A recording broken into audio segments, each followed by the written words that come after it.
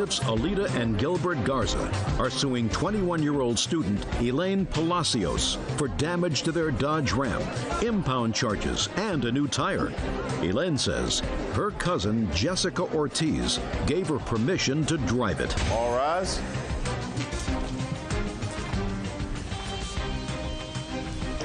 Yeah, this is case number 586 on the calendar in the matter of Garza versus Palacios.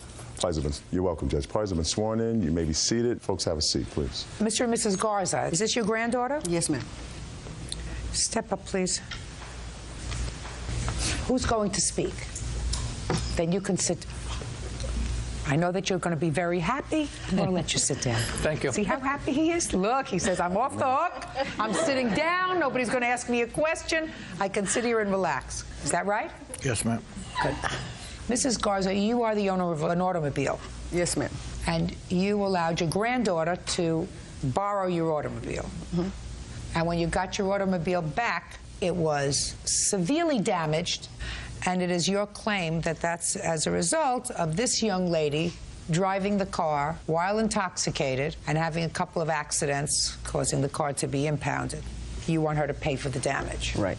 But you have no first-hand knowledge of this other than the fact that you gave permission to your granddaughter to use the truck. To use the car. It's a truck. It's a truck? What kind of a truck is it? It's a Dodge Ram. And when did you give your granddaughter permission to use it? On the 13th of August. Had she had possession of the car? Was she regularly driving the car? She lives with us, so she runs errands and she does her thing in the car. Yeah. I see. Do you want to sit down next to your husband? Because now I've answered the questions that I have except for the damages and what they cost. Oh, okay. So why don't you sit down next to your husband? What's your first name? Jessica. How old are you? I'm 19. Do you work? No, I don't. What do you do? I'm a student. You said that... I'm a student. Where are you a student? I'm going to a GED program right now. When did you start? I've been there for a few months already. What did you do before that? I just was at home. Who else lives in your grandparents' house other than you? My son. So that's what you were doing. How old is your son? He's 4.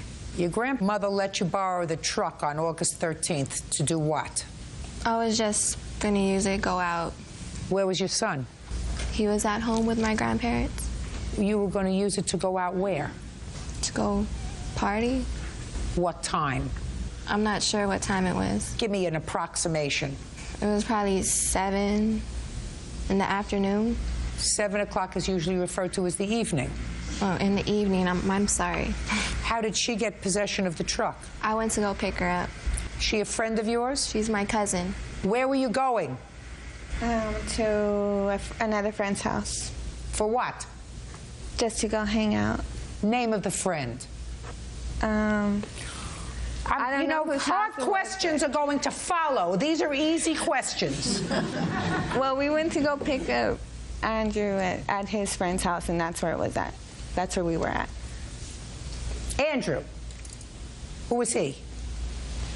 I know that that's who you are, but who are you? Oh, he's related? just, Is he your friend? Your yeah, boyfriend? he's just a friend. Okay, so in the early evening, Jessica gets in the truck, leaves her 4-year-old responsibility with her grandparents, which I assume is the standard operating procedure in the house, so she could go hang out and have a party. She picks you up. How did you get possession of the truck? My understanding, it was about like 6 o'clock in the morning.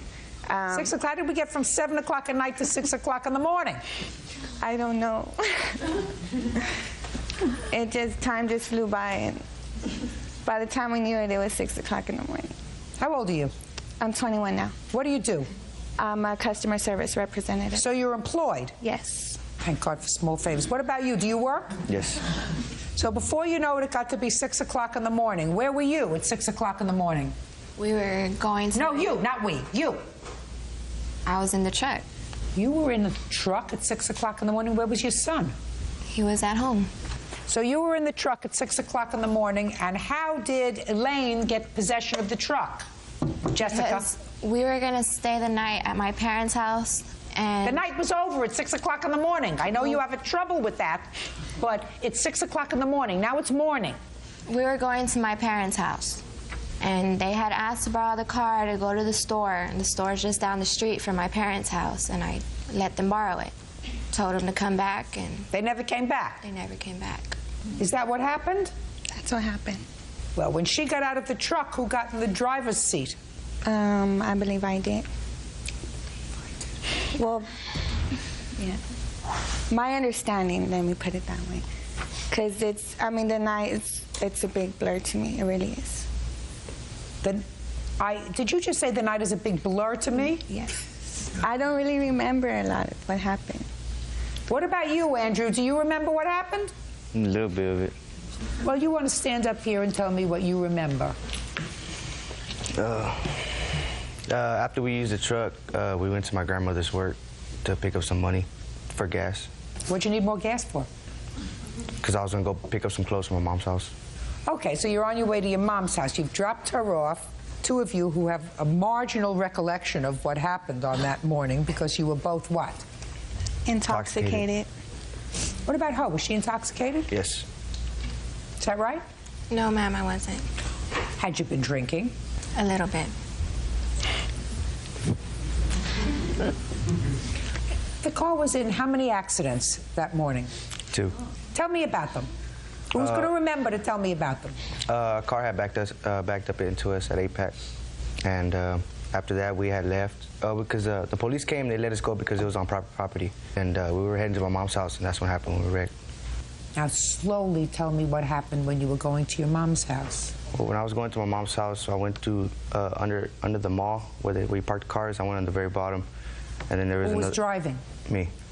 Who was driving when the first accident happened? I was. What was she doing? She couldn't drive. She was drunk. I was Well, what driving about for you? her. I wasn't as intoxicated as her, but I was just... Yes, he was. Judge Judy continues in a moment. You made a mistake, you had a baby. You visited that on your grandparents. And it would seem to me that what you're supposed to do is make their life as simple as possible, not more complicated. And later today, They're on little mini bikes and skateboards, and I've actually seen them blocking traffic. Who does that? My friends. Is he one of your friends Yes, ma'am. who was out there that day?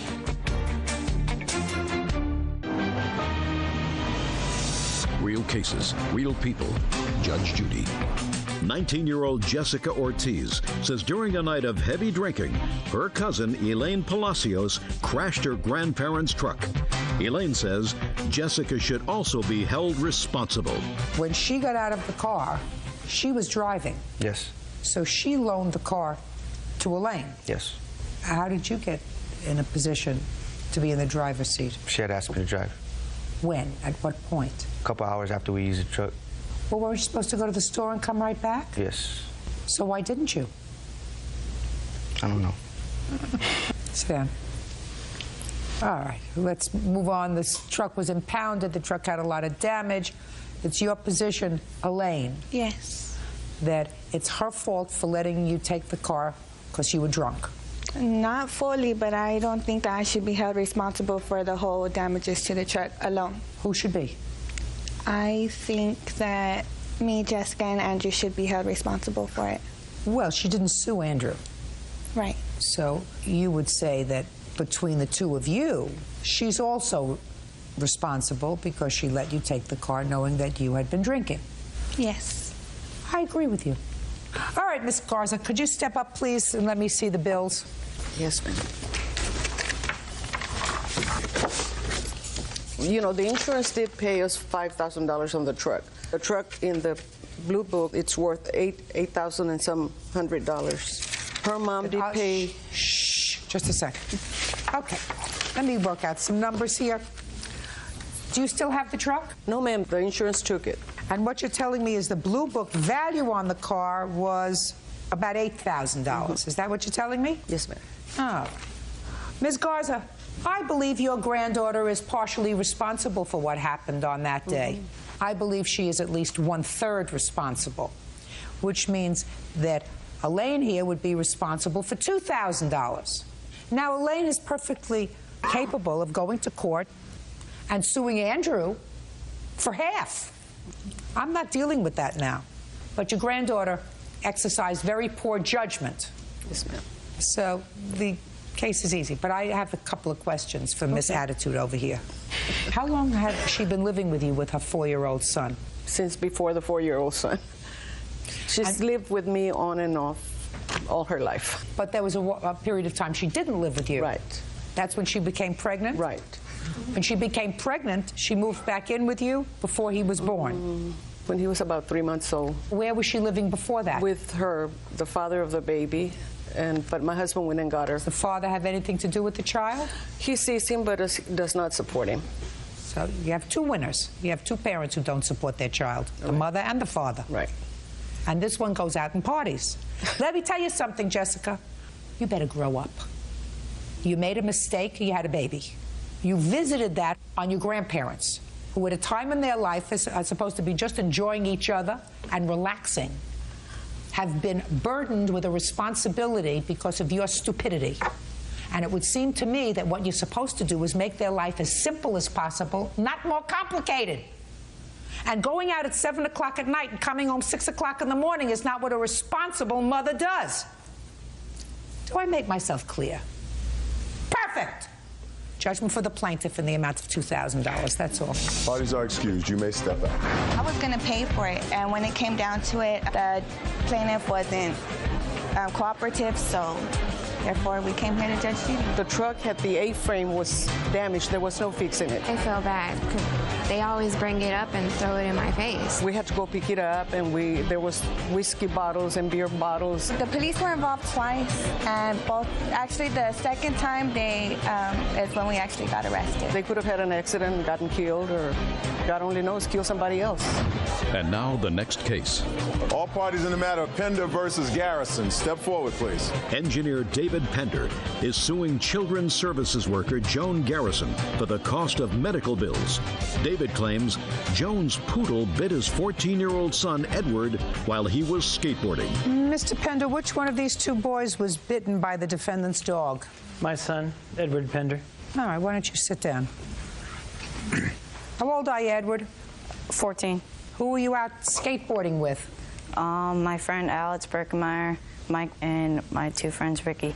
You always skateboard with them? Yes, ma'am. Were you skateboarding on the sidewalk or in the street? Sidewalk. How many of you were in the sidewalk? One, just me. Why were you on the sidewalk?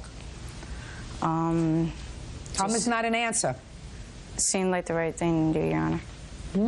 It seemed I like don't the right understand thing what you mean to it do. seemed like the right thing to do. What were you doing on the sidewalk? I was skateboarding. Had you been in the street with your friends? No, ma'am. So what happened when you passed Mrs. Garrison, who was walking with her two dogs who were on leashes? I have my skateboard, if you would like me to demonstrate for you, Your Honor. No, I wouldn't. I want you to use your words. I was riding past her, and then I was swinging my left hand. And How were then, you swinging your left hand? like this, moving it back and forth, and then her dog bit me whenever it was about at my hip, Your Honor. Now, were you on a hill? No, ma'am. Now, when you were going down this street, did you see the defendant and her two dogs? It was a while until I saw her. How far away was she from where you were skateboarding? About 5 feet, ma'am. When you first saw her? Yes, ma'am. You mean she just appeared out of nowhere? Or you weren't looking? I wasn't looking, ma'am. And I assume that when you drive down the sidewalk on the skateboard, the reason you do this arm movement is to get more leverage, isn't that right? Yes, ma'am. So you can go faster. So you're going faster, and you're not looking where you're going, right? Yes, ma'am. And when you passed by Miss Garrison, how close did you come to her? About 1 foot. And she had how many dogs with her? 2. How big were they? Probably about this high. So there's you going too fast, not looking where you're going on the skateboard, and Miss Garrison walking with her 2 standard-sized poodles? Correct, Your Honor. How wide is the sidewalk? Probably about 3 feet. That's not very wide.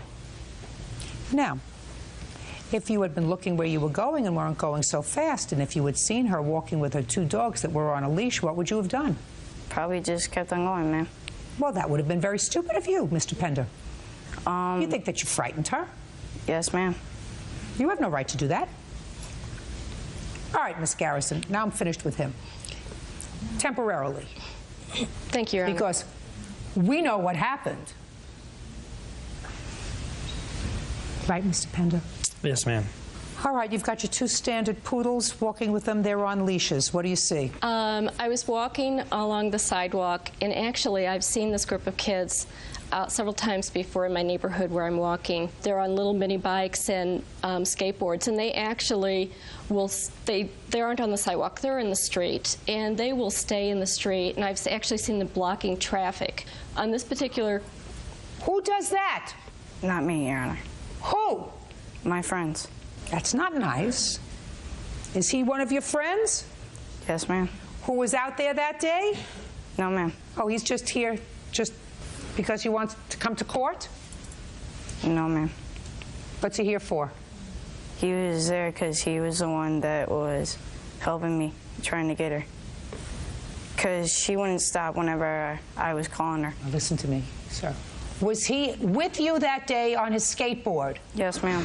Well, it's either yes or no. 2 seconds ago it was no, now it's yes. So he was on his skateboard. Yes, ma'am. So he was one of the kids that, according to you, was in the street because you were the only one on the sidewalk. Yes, ma'am. So he's one of the people that she's talking about, according to you, that was in the street that day blocking traffic. Yes, ma'am. So I'm walking my dogs, and I see them coming down the hill, and this young man decided to leave the street and ride off, and I actually have pictures of the area. And you can't see, but he took a drive. He got out of the street through a driveway and basically rode his skateboard right into me. Okay. So he was riding in the street with his friends? Yes, he was. No question in your mind? No. And then at some point, he went up through a driveway and decided to come down on the sidewalk. Correct. And he got bitten because your dog was frightened. I didn't know what was happening. I was concerned. I've seen these kids before. Got bitten on the hand? Where were you bitten? On my left hand, Your Honor. Your Honor, he showed me his elbow. And I don't care whether he showed you his elbow or he showed you his hand. Whose fault was it? Hers, Your Honor. You're supposed to be smarter than a poodle. I am sure your father raised you in the hopes that you would be smarter than a poodle. That's right. So if you frightened her poodle because you were doing the wrong thing, that's your fault. The poodle wasn't chasing you down the street, was it? No, ma'am. Huh? No, ma'am. That's what happens when you do the wrong thing, Mr. Pender. You do the wrong thing, sometimes bad things happen to you. And you got bitten. Just because you got bitten doesn't mean it's her fault. You and I know exactly what happened that day. That's right. All right. Anything you want to say to me, sir? No, ma'am. Perfect. Case dismissed. That's all. Parties are excused. You may step out. Yeah, this is case number 578 on the calendar in the matter of Cabanero versus Taru. Thank you. Parties have been sworn in, Judge. You may be seated. Folks, have a seat. Mr. Cabanero, Miss Taru was formerly your girlfriend. Yes. You have a child together. Correct. How old is that child? 7 years old. A little girl. Yes. And you have an order of visitation with the child. Yes. You are currently married, I assume, to this lady. Yes. And you have 1 or 2 children? I have 2 children and 1 on the way. According to your complaint, during a scheduled visitation, you noticed that your daughter had a recurrence of a severe eczema problem that she suffers from. Yes. You tried to contact her mother. Her mother had turned off her cell phone. So you contacted the child's grandmother, Correct. Miss Taru's mother, and you told her that you were planning on taking the child to the doctor. Yes, ma'am. Then you went to work. That's correct. Miss Taru became upset that you planned to take the child to the doctor. She came to your home when your wife was at home, and according to you, broke your security door. Yes. Ms. Taru says you owe her over $4,000 in child support, so what are you complaining about? The child support's getting taken out of my check. My check's getting garnished every week. What is the child support order that you have for your daughter? It's, I believe it's $400 something a month. How much is this child support order? $214. $214 a month. Correct. He does have another child, is the reason that they take more than just my amount out. He has another child with a mother that also garnishes wages out of his check. Is that right? Yes. You got a lot of children, Mr. Cabanero. You must be very rich. With children, yeah. Those are your riches, sir. But sometimes you have to think with this. Do you understand? Yes. Now you can stand up. Your name is Mrs. Cabanero, and you tell me, Mrs. Cabanero, what happened when Miss Teru came to your house? Lena made arrangements with my mother-in-law for the daughter to come over for the weekend on February 11th. And after dinner, I decided to give her a bath. When I got her ready for her bath, I saw that she had whelps on her from her eczema, and she has sores on her arms, all over her chest, thighs, and both eyes, and it was fully all over her body. And when I did give her a lukewarm bath, she did cry that it did hurt her skin. How long has your daughter suffered from eczema? Since she was born, Your Honor, since she was 6 days old. When was the last time prior to February 11th that the child had seen a physician? On January 31st. When had it become so exacerbated to cause concern to the police officer who came and saw the child? It's always been that way, Your Honor. I have a letter from her doctor. I'd like to see the letter from her doctor. I got pictures of it also. I'd like to see the photograph. Can I mention that it's hereditary, and my sister also suffers the severe disease as well and has the same exact symptoms, and she's 24 years old, Your Honor.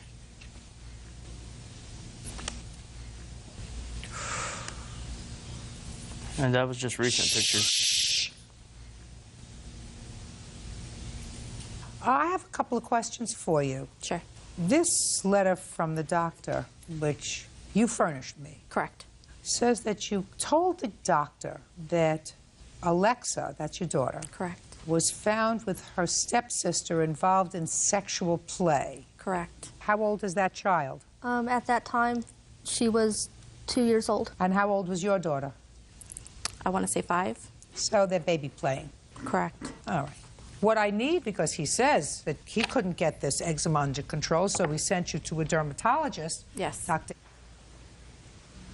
I'd like to see a report is when you last took the child to see Dr. I don't have a statement. Well, with when me. prior to February 11th had the child seen Dr. The beginning of January.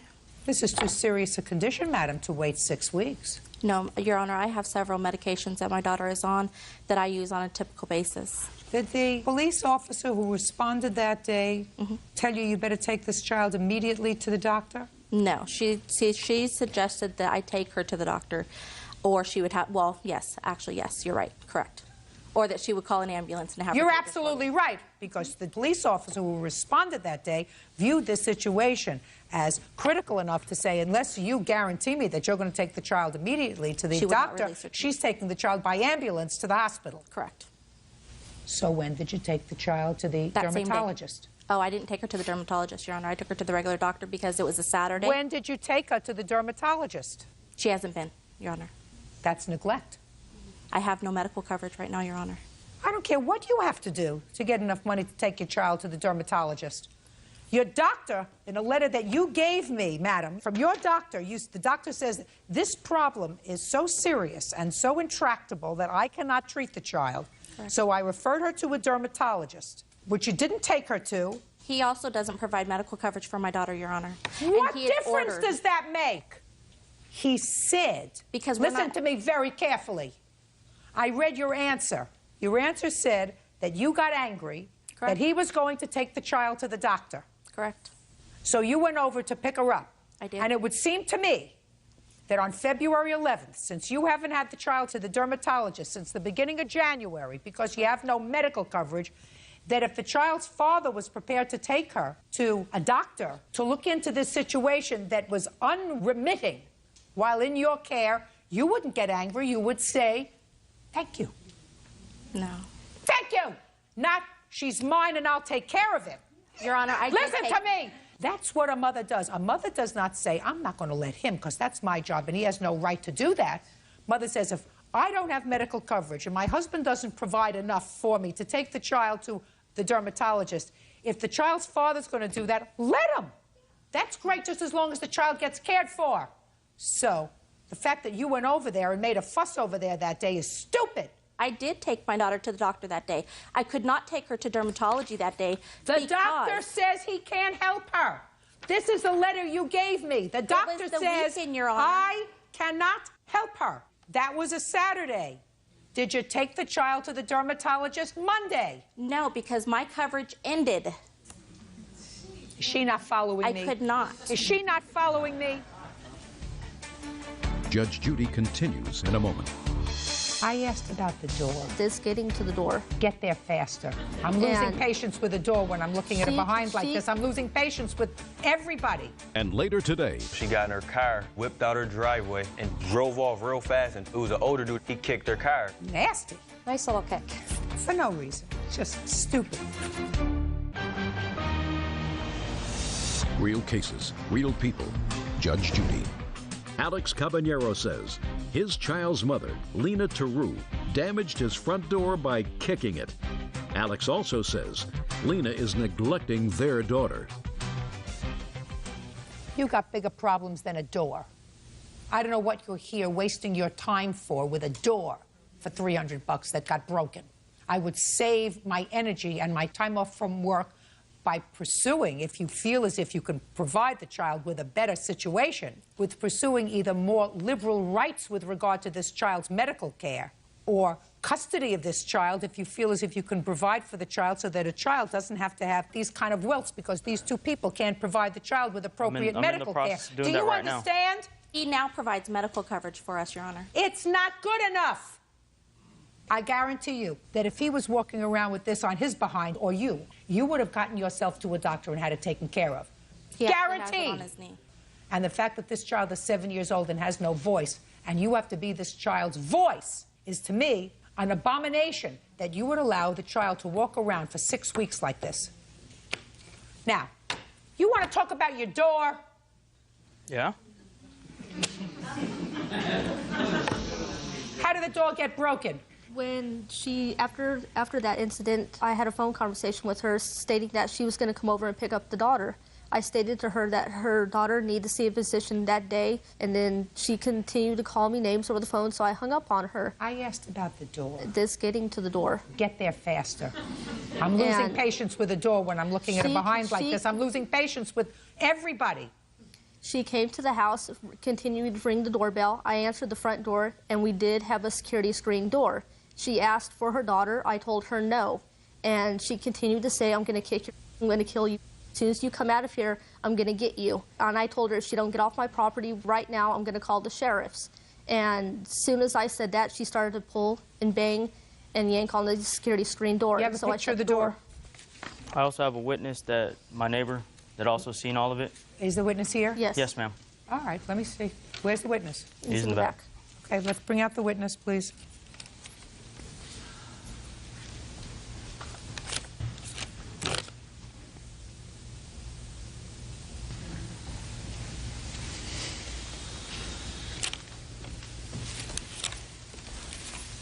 You swear to tell the truth in these matters? Yes. State your name for the record, please. Travis Smith. Mr. Smith, are you a neighbor of these people? Yes, I am.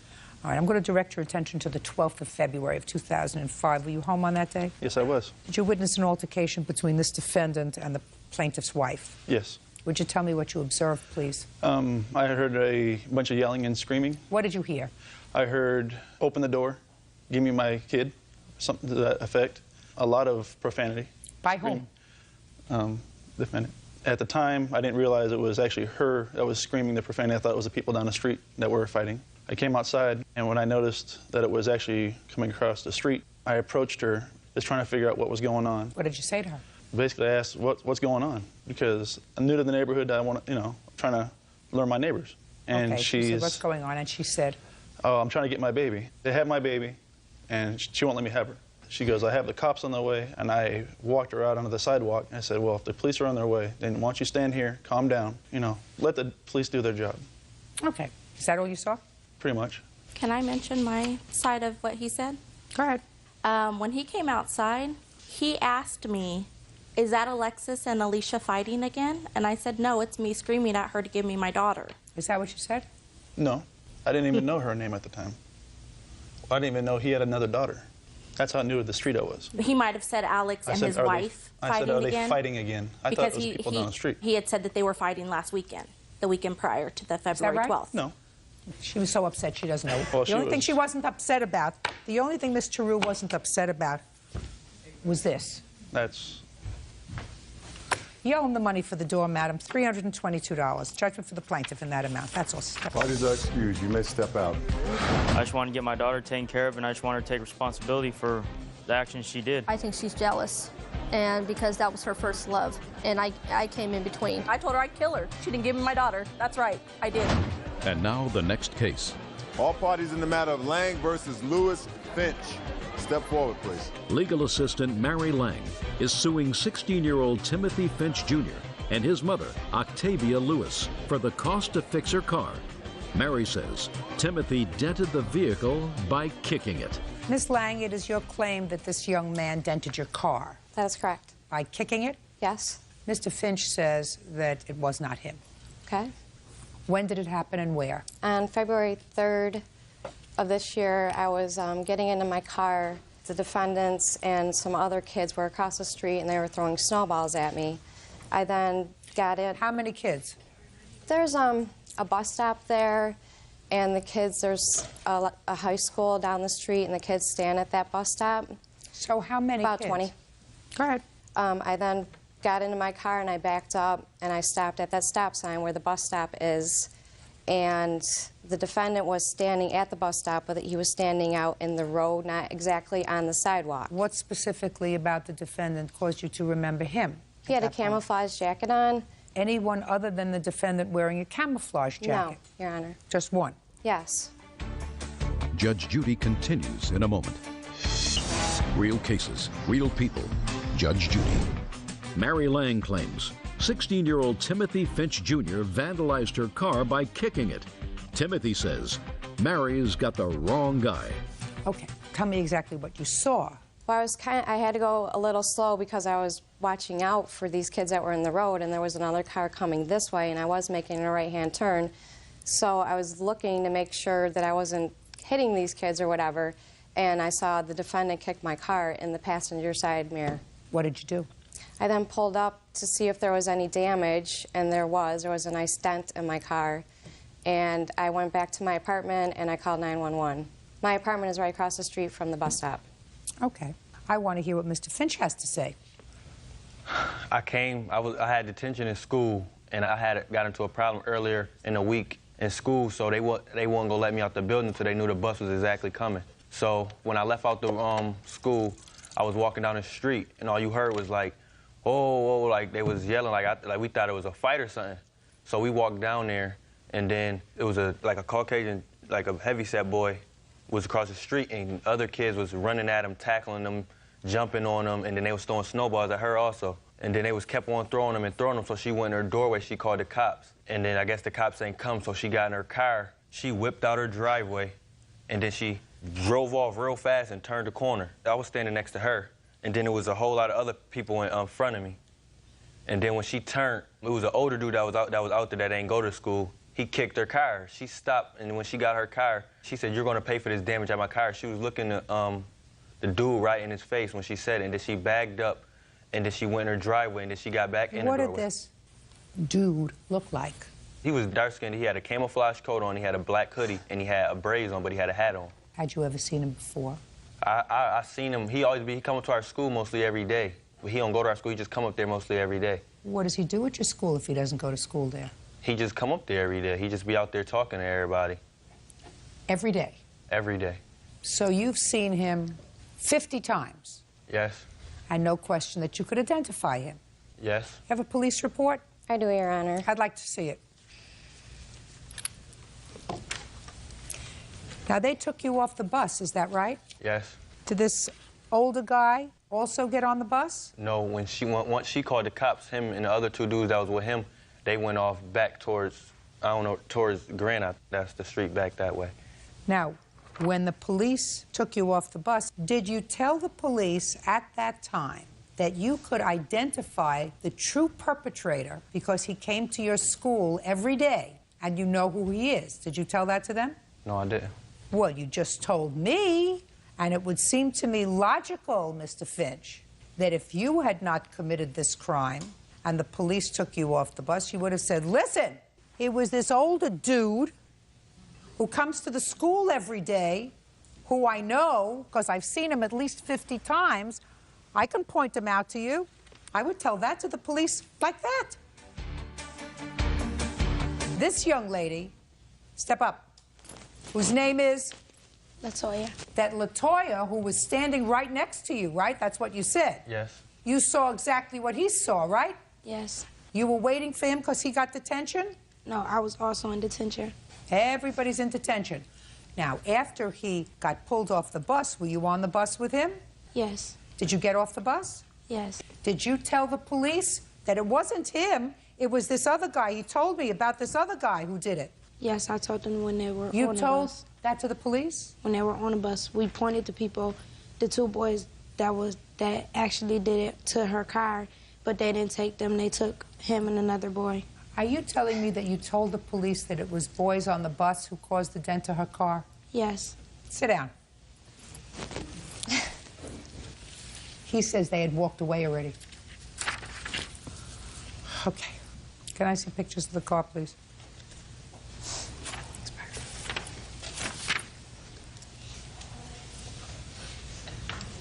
Nasty. Nice little kick. For no reason. Just because being stupid. Judgment for the plaintiff in the amount of $1,500. That's all. Step out. Parties are excused. You may step out. This is case number 420 on the calendar in the matter of Tumber versus Sotanko. Parties have been sworn in, Your Honor. You may be seated.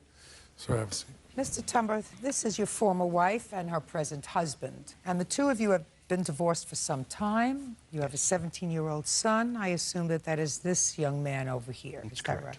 According to the complaint that I've read, recently, after your divorce and after your former wife was remarried, she ran into some financial difficulty and called you and asked you for a loan. You obliged, according to you, advanced her some money, I think $750. That's correct. You want the money back. Correct. And in addition, your former wife and her husband purchased a car for your son. Correct. And you invested some money in that car in repairing it. Correct. Then you decided to buy your son a newer car. And according to you, there was an understanding that they would reimburse you when they sold the old car for the money that you had invested in it so that you could sort of put it towards the new car that you were buying for him. Correct. They sold the car and they didn't give you the money that you had invested in it. Correct. So you also want that money. Correct. Okay. When did your former wife call you for this initial loan? It was around the beginning of this year, but around January. What happened? You ran into some financial difficulty? The financial difficulty wasn't about me necessarily. It was regarding my son and expenses that we had with the car, with medical, and with a phone bill. What do you mean the car? What kind of expenses? Okay, the car that we purchased for my son was a car that we knew... I don't care what you knew. You had expenses because you had to have it fixed? Yes. And how much did you need to have the car fixed? There were different parts that we needed to buy. My husband did the repairs. So you spent some of the money that he gave you to fix the car? Correct. How much?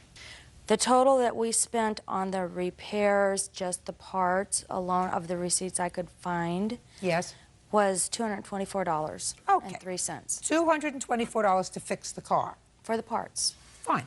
I don't care what your husband's labor was. That's not important to me. What else did you need money for? My son had a cell bill. Who bought him a cell phone? I did. So why was it your former husband's responsibility? It wasn't, except for my son went over the minutes, and he did this more than one occasion. Did your former wife tell you, Mrs. Sotanko, tell you that this money she was asking you for was for your son? No, Your Honor, she What did didn't. she tell you? It was for mortgages on the home that she was in arrears of. Were you in arrears on your mortgage?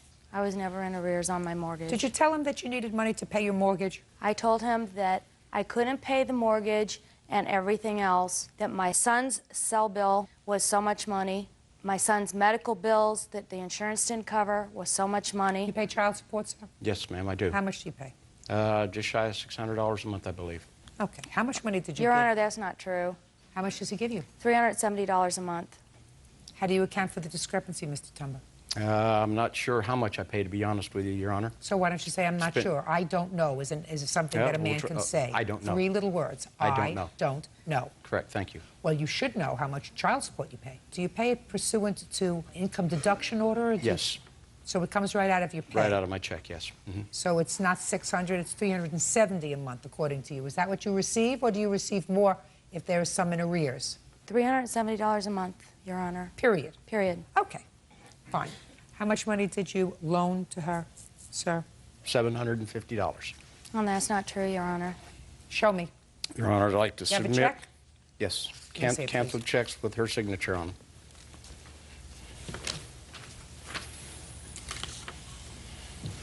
Your Honor, he could have written anything in after the fact. No, I'm just looking at the canceled checks, madam. And I'm even looking for the memo. The memo is irrelevant. You owe him $750. I think it's very nice that you can call him and say, listen, I ran into some financial difficulties and I need some money and your son lives with me, so could you do it for me? But, Your Honor, that's not how it happened. Did you sell the car? We're Yes, going to we get to the sold the car car. now. But- Just a second. We're going to get to the car. You and your husband bought a car, and you bought a car for your son. And according to you, some of the money that you got from him was used to fix the car. Correct. Right. Then you sold the car. Correct. How much money did you give him? I just answer my question. How Zero. much money did you give him? Zero. How much did you sell the car for? $1,000. Well, if he paid for the parts to fix the car, why didn't you think it was appropriate that if he was buying your son a new car, for you not to at least reimburse him for what he had spent? Don't you think that that's appropriate? Fair? Reasonable? If I believe you, Mrs. Satango, if I believe you, you were able to call your former husband and say to him, despite the fact that you are under a court order and pay child support, it's not enough. Because I have some bills that I'm having trouble paying for our son. He went over his minutes on a cell phone that I bought him. That's not his fault. You choose to buy him a cell phone, 17-year-old kid, and he's not responsible enough? That's not his father's problem because you provided him with the vehicle to be irresponsible. But he was, according to you, he was a nice guy and said, here's the money. According to you, he was a nice guy when you say I had to fix the car and I need some parts. According to you, he was a nice guy, gave you the money. According to you, despite the fact that he pays child support and is not in arrears, he had some unreimbursed medical bills, and he said, here's the money.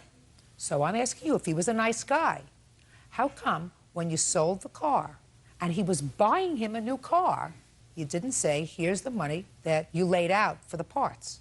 The car was bought because the car that we bought for my son wasn't good enough, wasn't cool enough. They bought the car. I had nothing to do with that, neither did my husband.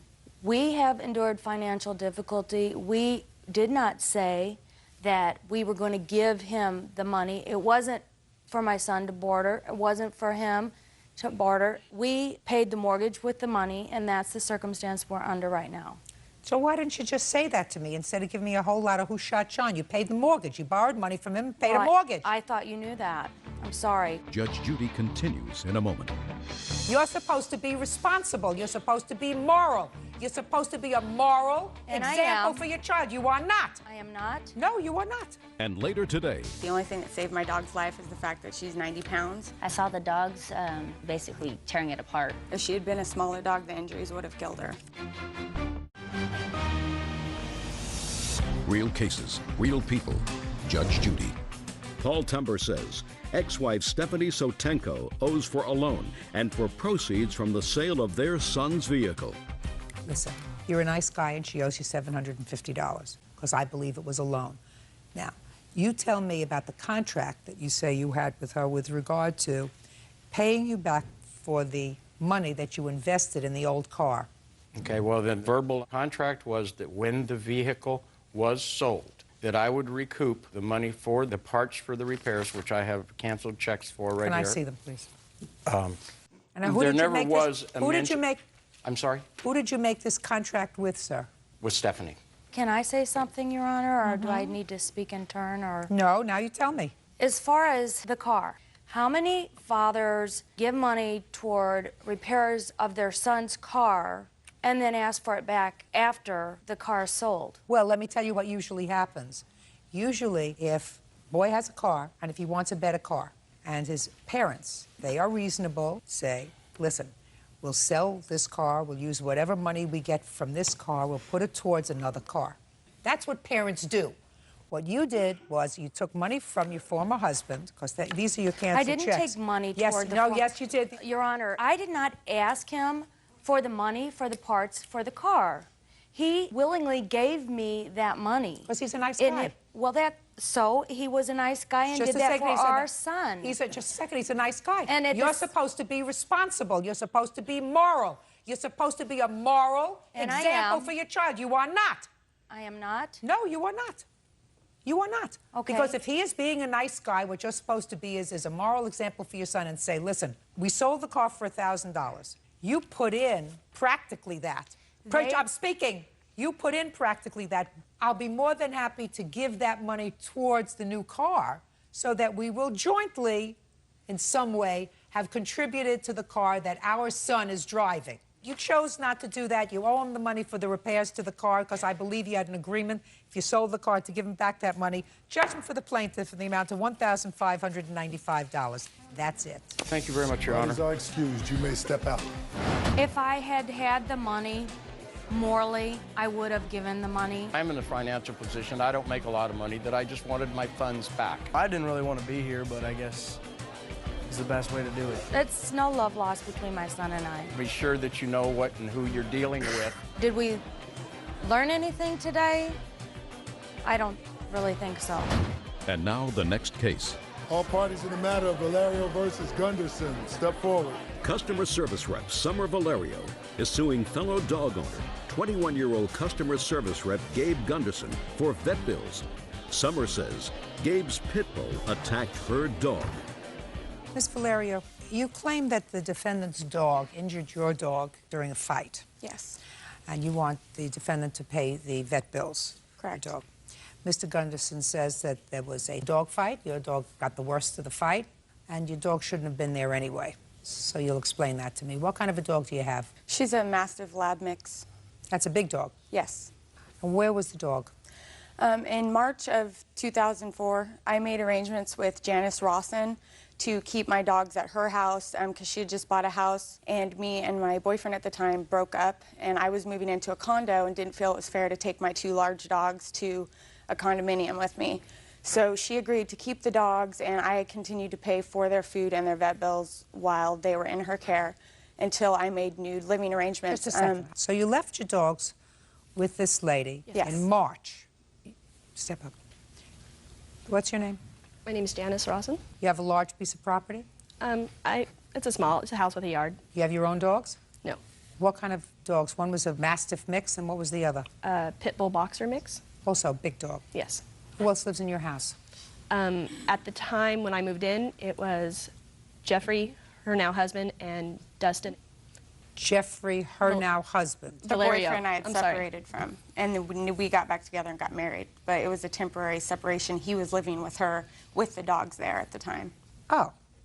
So not only did you place your dogs with her, but you placed your ex-boyfriend there, too. Yes. Now, tell me about Mr. Gunderson. Mr. Gunderson moved in with me when Summer... What do you do, rent rooms? Yes. I have a 4-bedroom house. Okay, so you rented a room to him. Okay. Mr. Gunderson moved in with me when Jeffrey moved in with Summer, and they got married, and then I rented a room to Gabe. So Mr. Gunderson moved in with a... male pit bull. So now you have 3 dogs in your house. 3 dogs. Is that the dog that injured her dog? No, that's a separate dog. Well, where did the separate dog come from? We went on vacation to San Diego. We were told by Jeffrey. Who's we? Me, Janice, a different group of friends of ours. We were told by Jeffrey before we left on a certain date the dogs would be gone. We get back from San Diego. I pick up the dog who got Picked up what dog? The dog that's the reason why we're here, the one that attacked her dog. Or You got mean a into second fight with dog? us. You picked The up a second dog. Right. Picked that dog up. I got home, found out that Jeff and Summer did not live up to their end of the bargain as far as taking those dogs back like we were told. Your Honor. Well, why did you need a second dog? I asked Janice. I wanted a female so I can breed. I asked Janice. She said that'd be fine. Is that right? Yes, but the condition was that he could only get the second dog when her dogs were gone, and it wasn't an exact date of when they were going to take the dogs back. It was a hopeful date. So he should have made sure that the dogs were gone before he actually picked up the pit bull. Well, he didn't. So on what date did you pick up the pit bull? October 9th. And what date was this fight that caused the injury to Miss Valerio's dog? On the 28th, same month. So why didn't you tell me you had to get rid of the dog? Well, I like dogs, and it's not, you know, and the family who had the dog before couldn't keep the dog, and so it didn't really have anywhere to go back to except for the pound, and I didn't want to see that happen, so... Okay, so you allowed him to keep the dog there. Fine. Yes. Now tell me about the fight. My other witness here is the one that broke up the dog fight and basically saved my dog's life. Is that right? Yes. Good. Between the 9th of October and the day that this happened, did you visit your dogs? Yes, and I actually, a couple weekends prior, had taken Justice to my house for the weekend. I would take her sometimes for 3 or 4 days at a time. So you knew he had both dogs there? Yes, but I did not know that that dog had a history of being aggressive. He, on the other hand, did. Were you home when Miss Valerio's dog was injured? No, no. You were? Step up. Tell me your name. Miss Rosen, you may sit down. Noelle Cook. I'll hear you. Okay.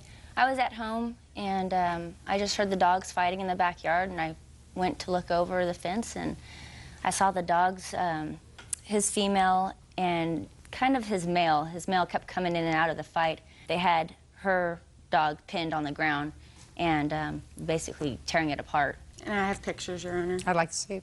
And also her vet bills and her medical records. I'd like to see the pictures first. Saved my dog's life is the fact that she's 90 pounds. If she had been a smaller dog, the injuries would have killed her.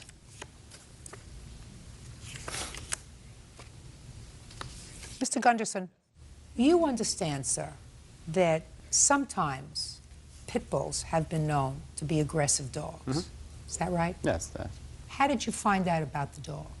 They lived actually across the street from a friend of mine. I've seen them before. Saw an ad in the paper. I called them, found out that it was the same people.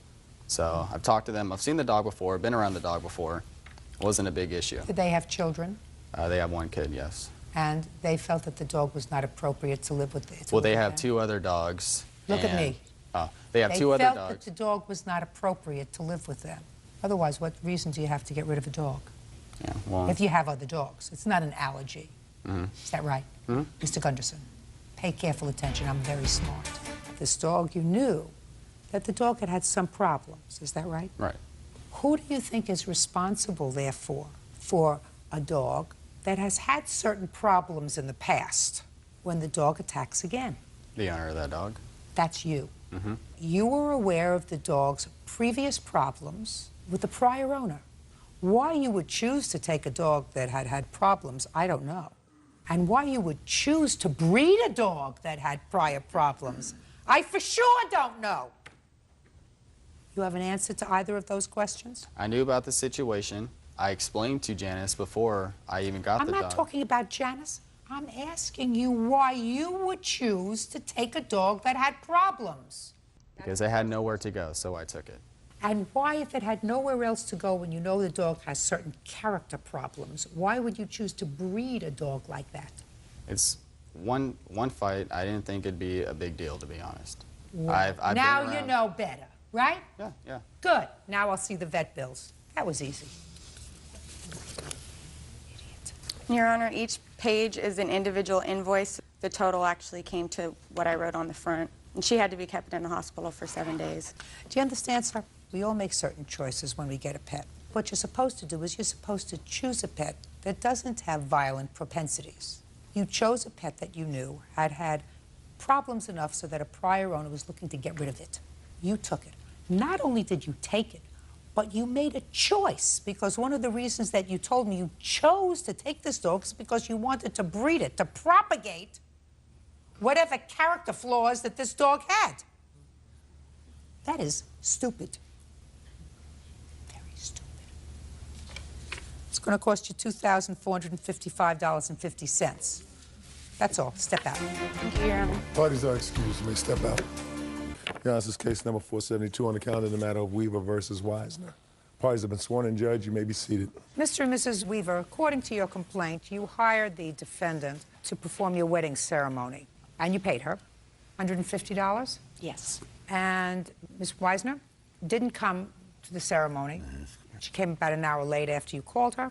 She gave you your money back, $150, and did what she had to do because somebody else had performed the ceremony, so she signed the marriage certificate.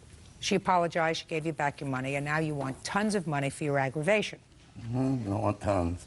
Well, you paid her $150 and you're suing her for $1,000. Yep. First of all, she didn't apologize. Well, she apologized by giving you back your money. That doesn't make up for keeping a room full of people waiting. I mean, when it's your wedding day, that's the last thing you think of is that your preacher's not going to show up. Terrible.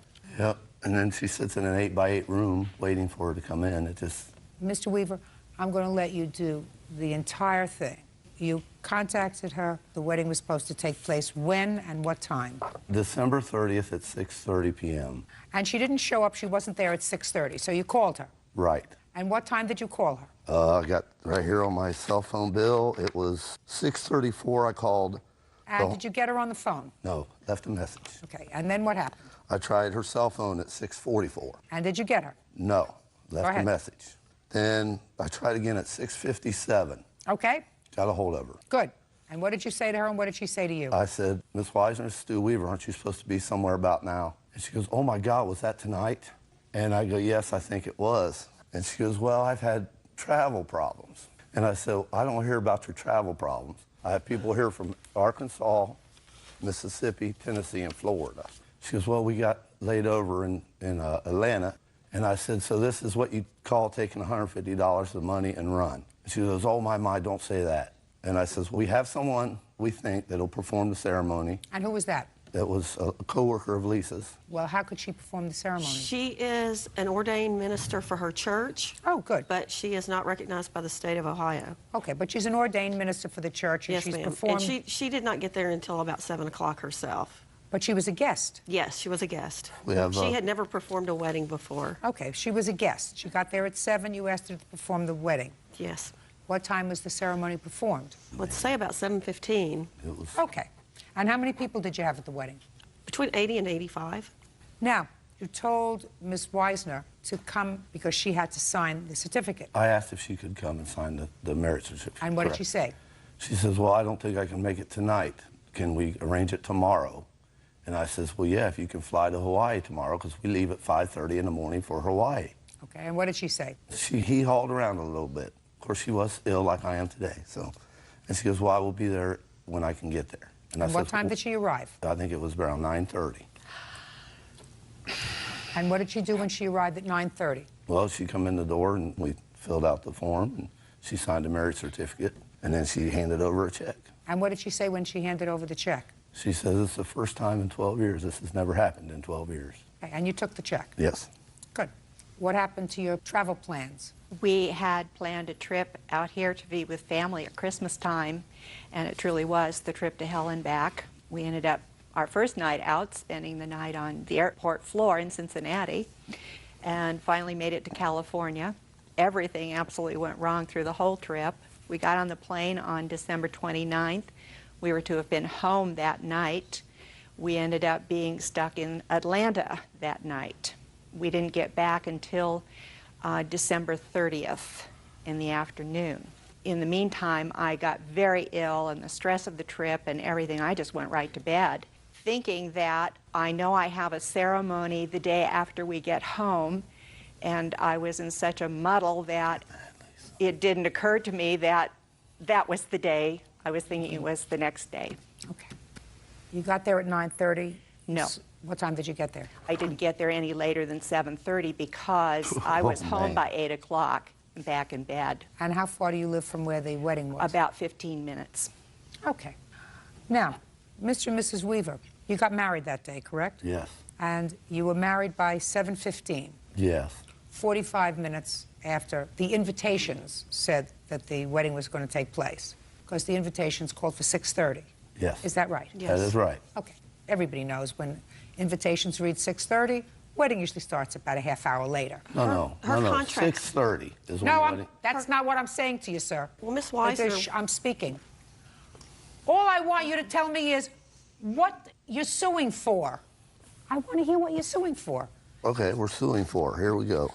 We had to pay the DJ, which I have evidence of, an extra $150. Good. And I have my future wife in an 8-by-8 bathroom for 45 minutes.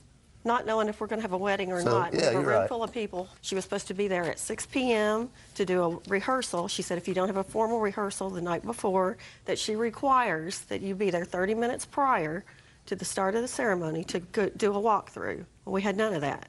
And she's talking about a stressful trip. We had a very, very stressful wedding. I understand that. I understand. How do you put But she it didn't down? even say she was sorry that I night. did. Not I to me. apologize profusely. You wouldn't We have even. witnesses. You Don't- wouldn't do me a even favor, look at don't. me for me to apologize. If to you're going you. to, don't speak to each other. Sorry, Your Honor. Now, Mrs. Weaver, I can understand your stress, but I don't understand why you choose to prolong that stress by instituting a lawsuit for $1,000 for stress when you got married, and whether it was from 7:15 or 7:45 until the wedding was over, I assume that you danced together because you had a DJ. I assume that you had dinner. I assume that you conversed with friends. I assume that you told this story innumerable times that the minister didn't show up for your wedding. You know, that will make a good story for you to tell 20 years from now. What I don't understand is why you choose to prolong whatever stress you had by bringing on a lawsuit. I could understand that if she didn't give you your money back, but she came and without even you asking, she handed you back your check, which indicates to me that she felt terrible about what had happened. We still feel that we should have had a phone call. She didn't even She had call. all 3 numbers to call and say, hey, I'm She not gonna-" just said to you, sir, she got into bed and she really thought in her own mind that the wedding was scheduled for the day after she got back. It was a big mistake. And according to you, you said to me, when you got her on the phone, she said to you, oh, is that today? Which pretty much is what she says, that she thought it was the next day. How could she have called you? What was she supposed to do, call you and tell you, I think I have a wedding tomorrow? She made a mistake. Mistakes don't always yeah, comport but to in a that lawsuit. profession, that's not a mistake. In that profession, that is not a mistake. Now, what do you do for a living? I drive a truck. Ever make a mistake? Yes. Ever not get to where you're supposed to get on time? Yes. Did your boss dock you Yes. because you made a mistake? How would you feel if he turned around and sued you for his aggravation for an additional $1,000? Just a minute. I'm asking you a question. Would you think that your boss was out of order if he turned around and said, you know, I had a lot of people on my tail because you didn't get there on time, so in addition to docking you, I'm going to sue you for $1,000 or $2,000 for my aggravation? Would you think he was stupid? He could do that, I guess. I said, would you think he was stupid? No. Sure you would. And I think No. similarly. Case is dismissed. That's all. Parties are excused. You may step out. I told you not to come on this show. Really, the main thing that I wanted, it was the principle of the thing. An apology would have been nice that night. I did apologize profusely, but Mrs. Weaver would not make eye contact with me and would not speak to me. It was terrible. I mean, I'm in this little room and there's no preacher there. Panic, yes. Panic's the word. I think people create their own disasters and their own problems, and they need to take life as it comes. And now the next case. All parties in the matter of Jaramillo versus Adamo. Step forward, please. Administrative assistant Catherine Jaramillo is suing the mother of her daughter's ex-boyfriend, medical transcriber Barbara Adamo, for a loan to catch up on her bills. Ms. Jaramillo, according to what I've read in your complaint, your daughter and the defendant's son used to date. Yes. And that's how you knew her. Yes. How long did they date? About 3 years. And Miss Adamo at some point had some financial difficulties. You claim a series of loans to her, loans amounting to $2,950. Yes. The kids are no longer an item, they're no longer together. Miss Adamo says that while maybe she acknowledges one loan to help her pay her rent, she'd never received any other money from you. And in addition, she says that there was some sort of a set-off for that rent money, which she's going to tell me about. When and why did you make the first loan? My daughter came to me and said, you know, can you help her out a little bit? They don't have any food in their house. Both of her sons were living there at the time. She had 4 kids there at the time. And they didn't have any groceries, and she didn't have any money. So I said, sure. So I gave my daughter $100 to take over there so that she could go grocery shopping. Okay. That's not a loan. Right. That's right. a gift. Oh, right, I understand that. Okay. Did she call you and thank you? Yes, she did. Tell me about that conversation. She just said that she was always out of money, that she was having to go to check cashing places and get payday advances, that no one had ever really sat down and taught her how to pay her bills or how to budget her money. And I told her that I could help her do that because I, too, am a single mom with 3 kids. So we sat down and we wrote down everything she owed, all of her regular monthly bills, a few outstanding debts that she had, how much she made, how much she was capable of making, because if she works more, she can make more. And what kind of work were you doing, Miss Adamo? I do medical transcription. You are an independent contractor? No.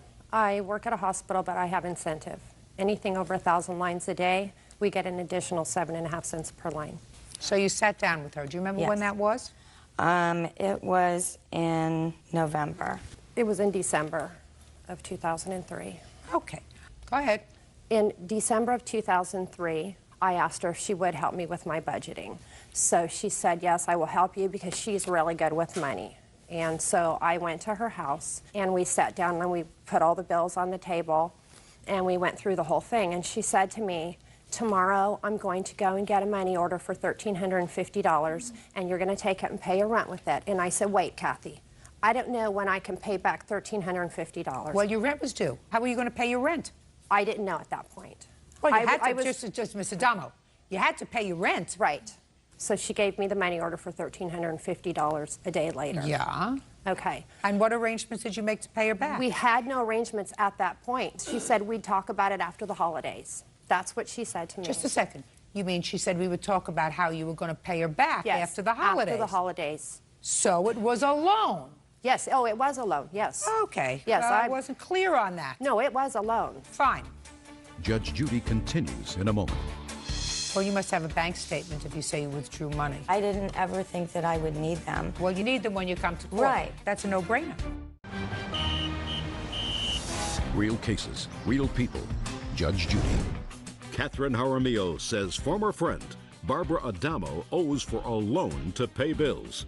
Now, did the plaintiff's daughter give you $100 for groceries? Yes, she did. When? Probably in November. That was before the $1,350.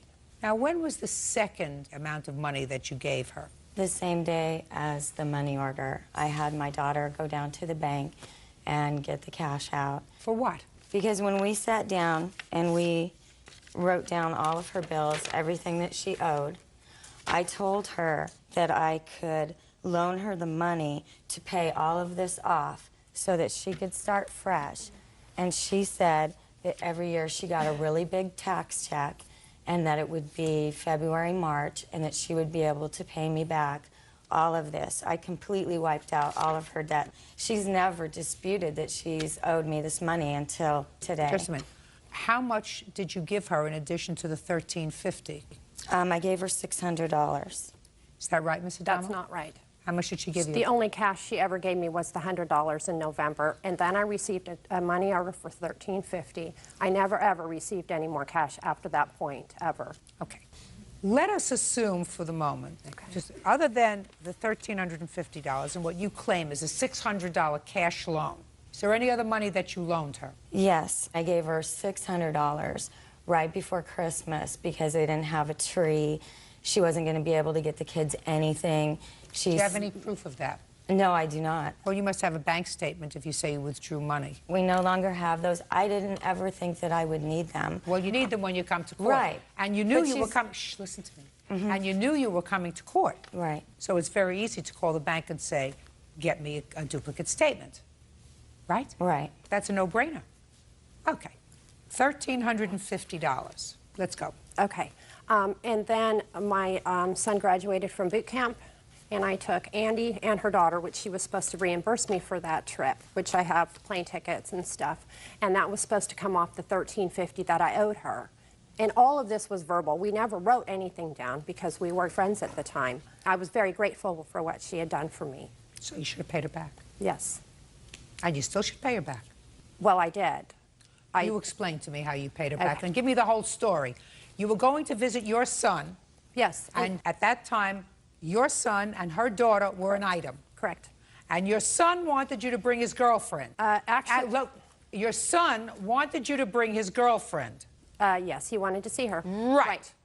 And she said, Let me just speculate. She said she's not going. I don't have the money for her to go. No, that's not what she said. As a matter of fact, I asked the daughter not to go because at that point I thought I was only going to have 5 hours to spend with my son because right after graduation he was being sent to Florida. According to your answer, madam, you said, I spoke to Kathy and she said she wasn't willing to pay for the expenses for Andy and her friend. That's what you swore to in your answer. Right, so we were supposed to take it out of the $1,350. She wasn't supposed to give me the money. That's what we did. That's what we agreed upon. Go ahead. That is simply not true. My daughter was going to go see her boyfriend graduate. I paid for the trip. That was her birthday present for me. She bought the tickets online. I went over there and took her the cash for the tickets. Well, I paid for her trip, plus I gave her money to spend while she was there. Let me ask you this question. Why would you give her money if she owed you all this money? Because she wouldn't have the money to buy the tickets, and I wanted my daughter to go. She wanted to go. She did not want my daughter to go. I didn't want her to go because of the fact that we only had a couple hours. So I asked her, let me just spend those few hours with my son. I've only got 5 hours with him. She threw such a fit. And Andy did. Her daughter threw such a fit. Her daughter did. And what about your son? My son understood that I only had the 5 hours at that point. At first, he did want her to go. Listen to me. Your son wanted his girlfriend there. Of course he did. Your son wanted his girlfriend. Of course It's he very did. nice to see his mother. Absolutely. Mother, I want to see my girlfriend. Right. If my mother brings my girlfriend, I'd be happy to see my mother, but put your hand down. But if I had to choose, you said my girlfriend, and you can write me a long letter. All right, you owe her $1,350. That's what I'm satisfied she gave you as far as a loan is concerned. As far as the rest of the cash that you gave her, I'm not comfortable with awarding her that cash because you had the opportunity to have proof here before me that you did, in fact, at least take the money out of the bank. You chose, that was a conscious choice not to do that. And I don't believe that there was any sort of a set-off for these plane tickets. Judgment for the plaintiff in the amount of $1,350. That's all. Parties are excused. You may step out. This is case number 470 on the calendar in the matter of Terrietta versus Coleman. Parties have been sworn in, Judge. You may be seated. Gentlemen, have a seat. Ms. Terrietta, this is your mom. Yes. And you're suing her for a couple of things. First, you were living with her and her boyfriend. I assume this is the boyfriend? Yes, it is. For a while. You and your husband? Yes. And children? My baby. Your my baby? 6-month-old One son. child. And there was some sort of a disagreement, a dispute. You left the house and you claim that your mother still has some of your property. Yes. That's one. Number two, you claim that your mother falsely reported to the police that you had stolen a credit card from her. Correct. And you were arrested. Yes. Your mom says that she has none of your property, and I don't understand her defense with regard to the credit card. Is what you're saying, Ms. Coleman, that you didn't call the police, but your boyfriend called the police? Exactly. Okay. Now, when did you and your husband and baby move in with your mother? April 2004. Why? My mom didn't raise me. My father raised me from when I was 3 and my brother was 1 in New York. And I talked to my mom maybe 3 or 4 times a year for my whole life. She asked us to come there and come visit her, so I brought my son and we came to visit. I visited for about a month, and she said, why don't you come here with... Well, what was your husband doing when you were visiting for He a was month? still at work in North Carolina, where I'm from. Okay, go ahead. And then we were there for about a month, and John had come to visit 2 weekends, and she said, you should come here, save up all of your money, live with us, and you can save up enough money and get a house and come live here. So we did. Where is here? To Cincinnati, Ohio. Okay. And things were pretty normal and good for a little while. Did your husband find a job? Yes, he did. Okay. And I got a job at the end of August. After that, I think things went downhill from there. She was watching my son while I was going to work, and he had diaper rash almost every week to the point where his butt was bleeding, and I had to fix it every weekend. Can you tell me on what day you moved out? October 16th.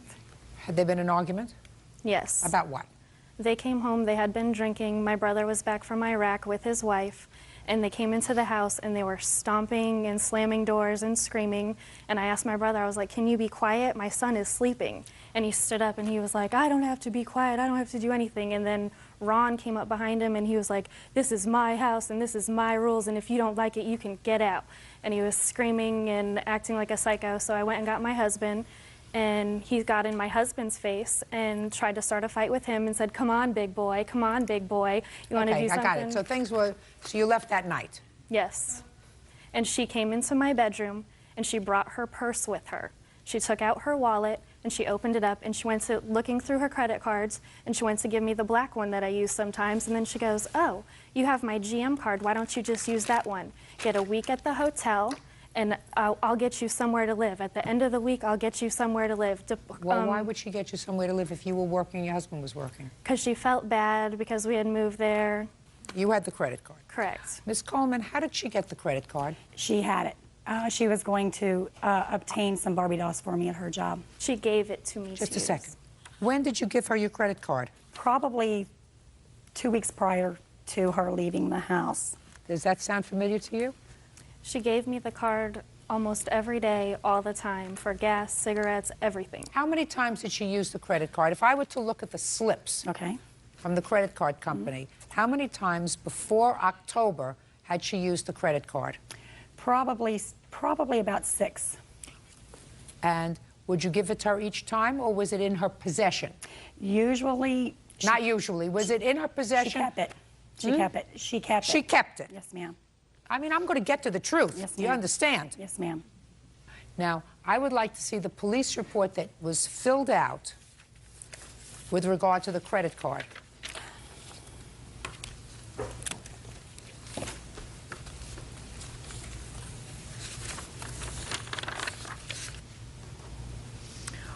Well, first of all, Mrs. Coleman, you filled out this police report. This is in your handwriting. Yes, they made me.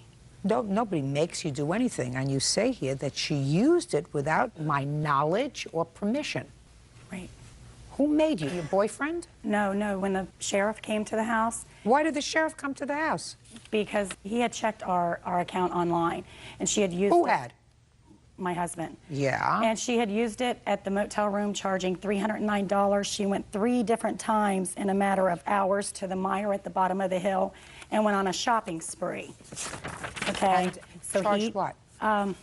Energy drinks, men's boxer shorts, women's bras, conditioner, shampoos, all the stuff that she brought the policeman to the house to get that night.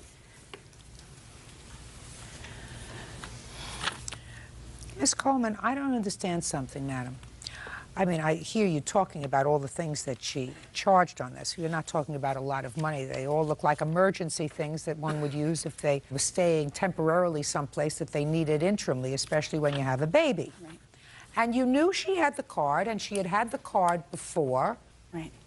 Don't you think the smarter idea, rather than involving the police in this, was after you went online and saw that she had charged the hotel room and charged the other thing, to call the credit card company and say, "Listen, my daughter has the card. She's not authorized to use it anymore. I want to stop the use of the card. Do not let it be used again." Prior to this, she had went to my salon and was mad at her husband, charged $680 worth of tanning products.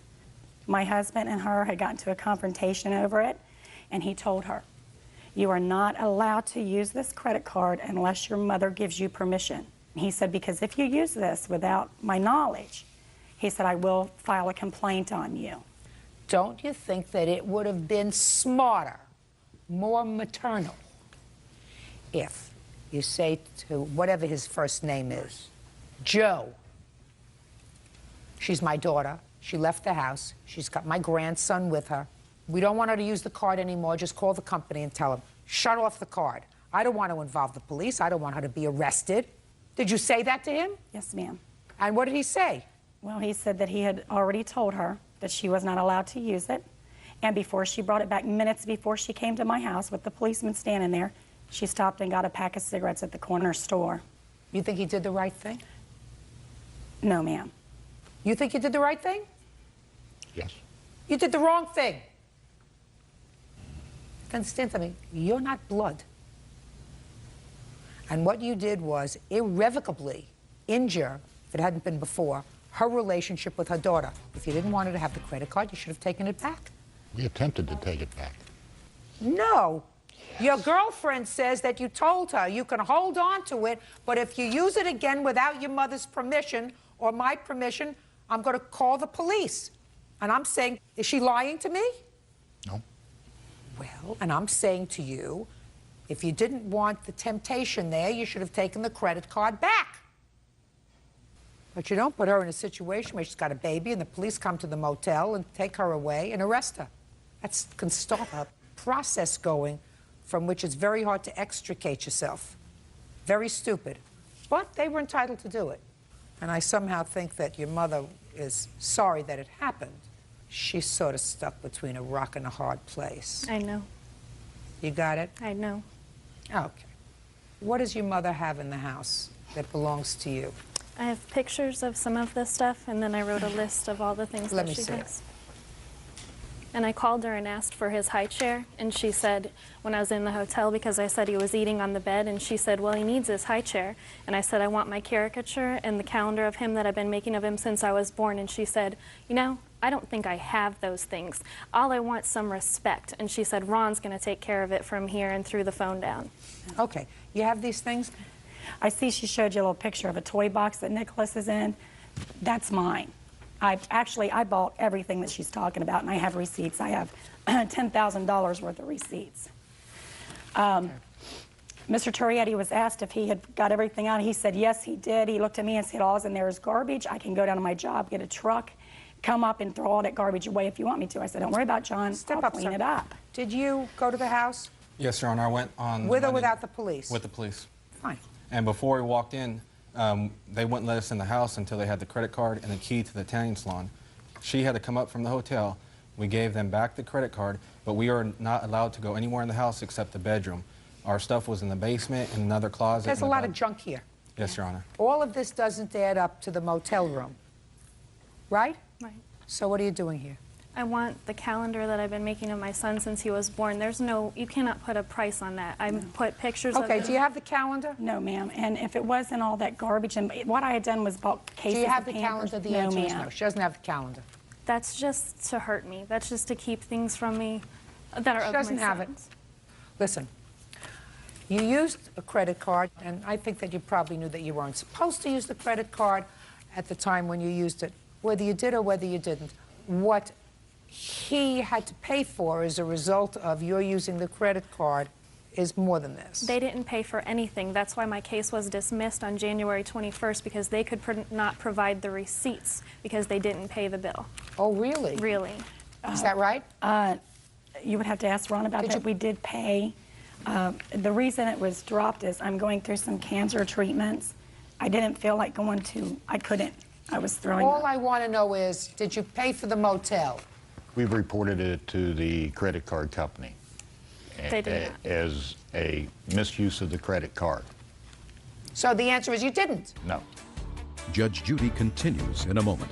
And later today, She said that there's no need to make the payments now that the car's wrecked. So she told me. No, you just made that up as you're going. No, ma'am.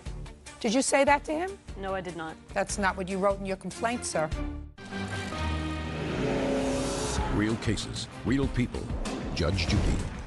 Beatrice Turrieta says her mother, Beatrice Coleman, had her falsely arrested for credit card theft. Beatrice says her mother gave her that card. You bought certain things for your grandson. Toy box? Yes, ma'am. Do you have that? Yes, ma'am. Okay. High chair? No, ma'am. I don't have the toy, but I didn't. Oh, that's a walker, yes. But I don't have that. They have that. Yeah. But this you have? Yes, ma'am. You want this? I don't have that other thing. Just listen to me. Do you want this? Yes, I do. Okay. You have any problem with them having that? No, ma'am. Okay. If you want to go over there in the company of a peace officer, within 5 days you can get those things. Understood? Understood. Very good. Thank you very much. That's all. Parties are excused. You may step out. I was born to that, who I haven't seen since I was 3, and I will never see again. I would have still give her the $3,000 if that's what she wanted. She's not a mother. She doesn't know how to be a mother. She never will be a mother. When she came to my house, she asked my husband where his connection was for cocaine, so I'm sure that's probably what she needed it for. Either that or a gallon of Captain Morgan every week. I do like Captain Morgan, but I'm a little fat to be on the coke. You think? She's been in prison before for Sponsor, welfare actually. fraud. I was in jail. I wasn't, and I've made mistakes in my life. My dad told me I was selling my soul to the devil when I came to her house, and he was right. And now the next case. All parties in the matter of Lester versus Lester. Step forward, please. Marilee and Thomas Lester are suing their daughter, 22-year-old food server Natasha Lester, for the unpaid balance on a '97 Saturn. Natasha claims her parents took the car away from her. Mr. and Mrs. Lester, this is your daughter. How old are you? 22. According to your complaint, you co-signed for a car for your daughter about 2 years ago. And the agreement was that she was to make the payments on the car. Yes, ma'am. And she did make payments on the car for 2 years. Yes, ma'am. And then something happened. She was in an accident. And according to you, she just stopped making payments on the car. She said her insurance lapsed and she stopped making payments on the car. You want the car payments because Yes, ma'am. you don't want your credit to be ruined.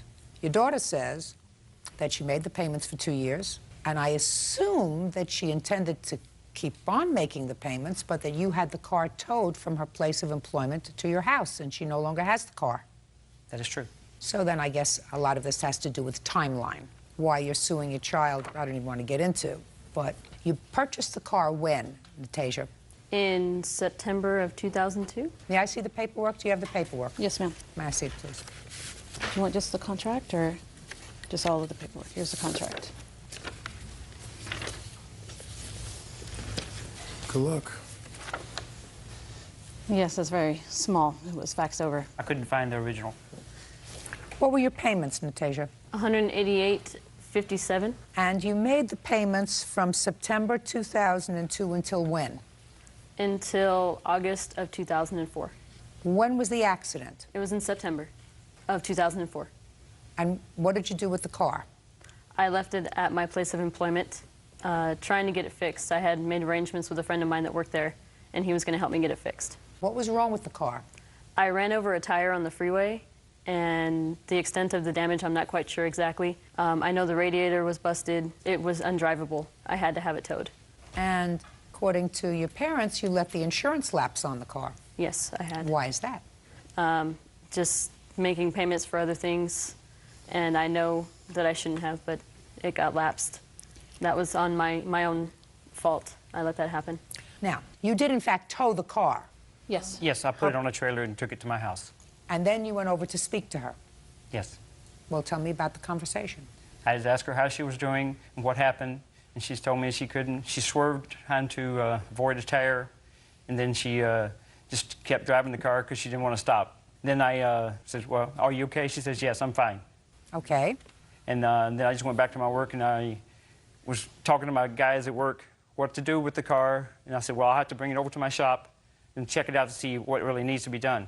I had no knowledge that she was going to have anything to do with getting it fixed with anybody over there. Well, did you ask her?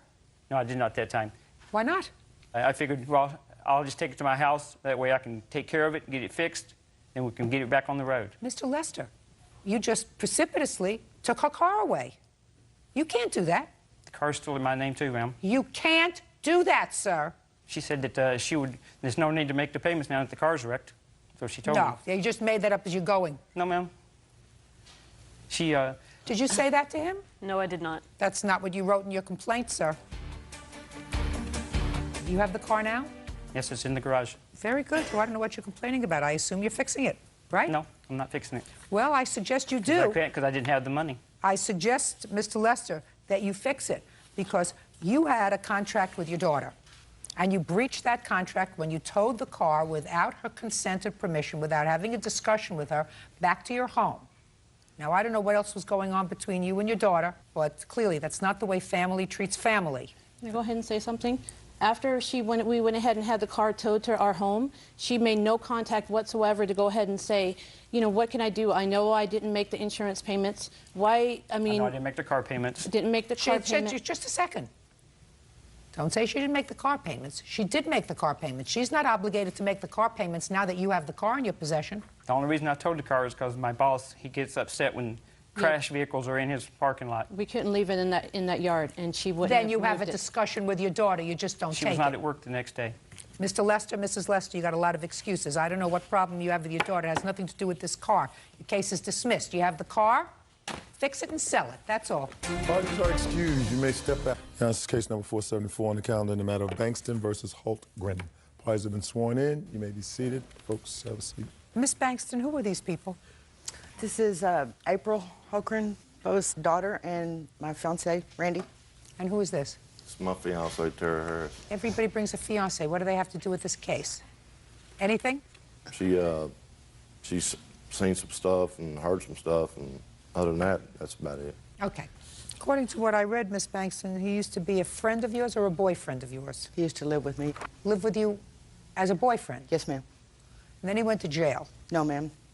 He lived with me after he came out of jail. What year did you go to jail, sir? In January '92. And how old was April in 1992? 7. Who did she live with? When I was in jail, she was living with my mom and my dad. What happened with that? They died. When did they die? In '96, my dad died, and in '98, my mom died. What happened in 1998? She went to live with a friend of mine for a little while, and her mother come got her. After that, Mary went and got her out of a motel room. How old was she at the time, Miss Bankston? She was 13 when I took her. How did you find her in a motel room? She called me and told me she wanted something she hadn't eaten in a few days, and I took her something to eat. And when I got to the motel, it was a bad place for her to be. And so I took her with me, and I raised her until he got out. When did you get out? In 2001, October 2001. Were you in communication with Miss Bankston while your daughter was living with her? Yes, ma'am. And what did you tell her in this communication? Told her I appreciated everything she was doing for her. Who was supporting her at the time she was living with you? I was. When you got out of jail, Mr. Holgren, where did you go? I moved in with Mary. Mary and your daughter? Yes, ma'am. Did you go to work? Yes, ma'am. Did you start supporting the household? I was pulling my share, ma'am. What was he paying for? He was paying like the electric bills, and I paid the house payment because it was my house before he came along, and he paid the electric bill and things like that. He was pulling his weight as long as he lived there. Yes, ma'am. Did you ever ask Miss Bankstrom how much she spent on your daughter while you were incarcerated? No. Why not? I don't have any idea why I didn't. Well, this lawsuit's very simple. It said that at some point you used her credit card after you got out of jail while you were living with her. You used her credit card. You told her you would pay for the bills on her credit card, and you didn't. And you owe her some money, $1,100. Right. So? She got me some credit cards off her account, and went and ate on them and done some stuff on them. I took my boy to World Series, Little League World Series up in Oklahoma on a gas card, and other than that, you know, I was paying them until I left. And so what happened when you left? I don't know, it wasn't a good scene. Did you leave with your daughter or without your daughter? I left without my daughter. So you left your daughter there? No, she wasn't living there at the time, I don't think. Where was she living? Living in another place. Where was she living? She was living with another friend of ours. Why? Her and her father did not get along, so she moved out of the house. Okay. Can I see the charges that he made? Yes, ma'am. Thank you. Would you like all the evidence? Or just Sure. that?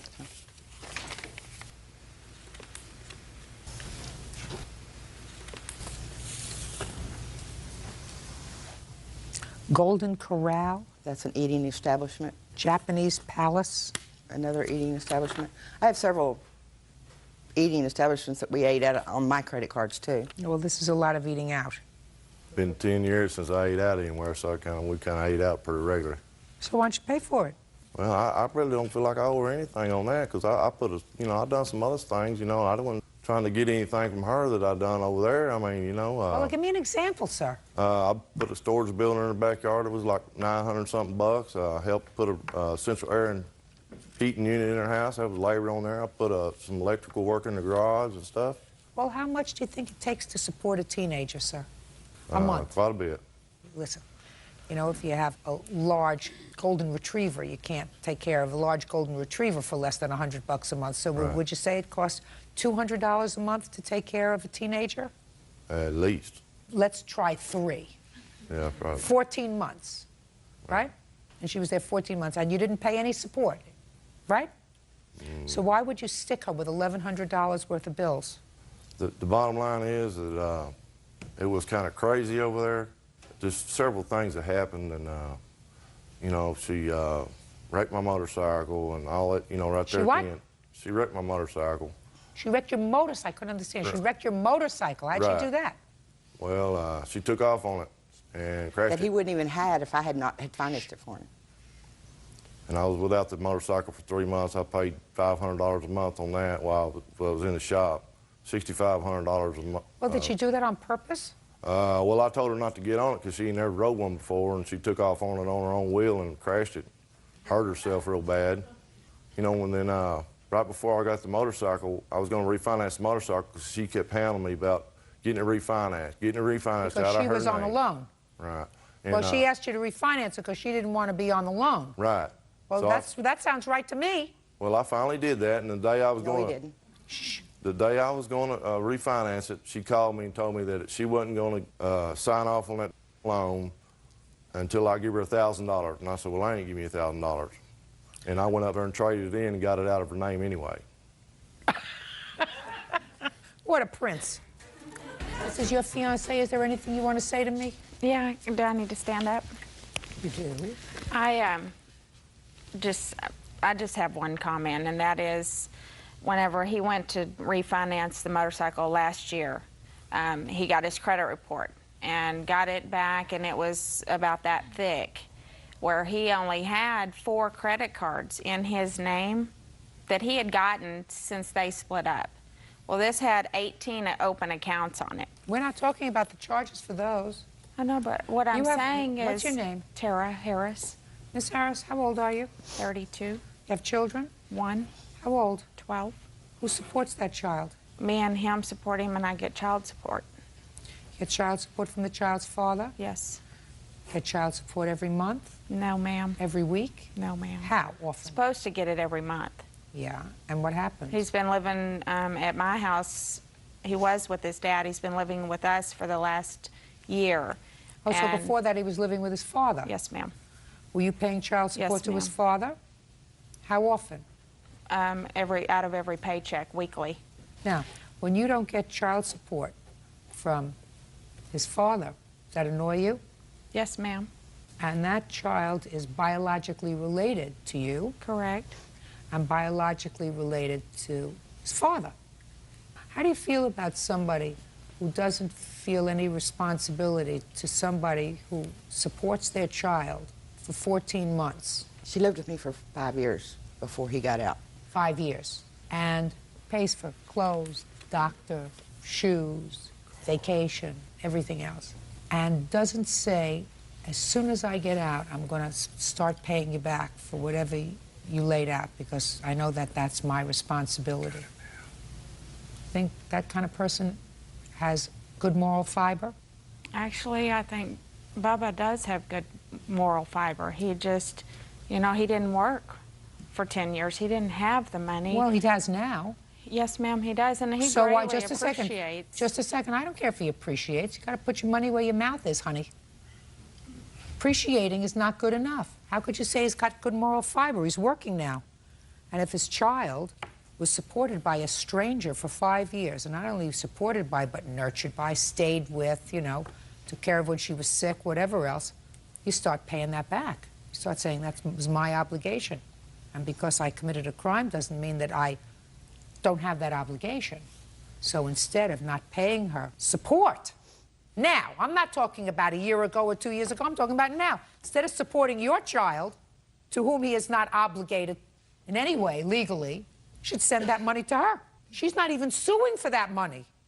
I would love for her to do that. All she says is he used the credit card, $1,100, and that he should pay. Don't you think he should pay that too? Minimally. No, I don't think he should pay that credit card debt. You think he should pay her supporting his daughter? He's probably, yeah, I would say that he's probably responsible for that. Well, I she's know not that suing. She's not suing him for that. She says, I took that responsibility on myself, and I'm not even going to pursue that. I just want what he's supposed to pay me on the credit card when he left. You get my drift. Yes, ma'am. Good. Judgment for the plaintiff in the amount of $1,100. That's all. Parties are excused. You may step out. I felt he can buy other things. He can buy a new Harley, but he couldn't pay me $1,100 for credit card bills that he charged up. We're real grateful for her. I mean, I don't know what I've done if she wouldn't have been here. I don't know where she'd be, you know. He has somebody else. I have somebody else.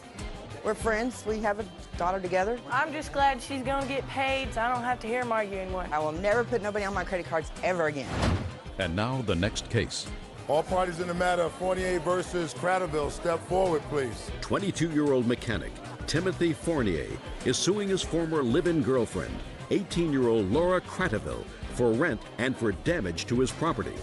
Laura claims she paid her rent in cash. Mr. Fournier, the defendant was your girlfriend. You lived together for a while. It is your claim she owes you some money for rent and property that you claim she destroyed of yours. The defendant says that she gave you money every week and that whatever property she had of yours she returned after she received a telephone call from the police. When did you and the defendant move in together? And what kind of property? We moved into an apartment on September 1st. In whose name was the lease? Both of ours. You have a copy of the lease? Yes, I do. Can I see it, please?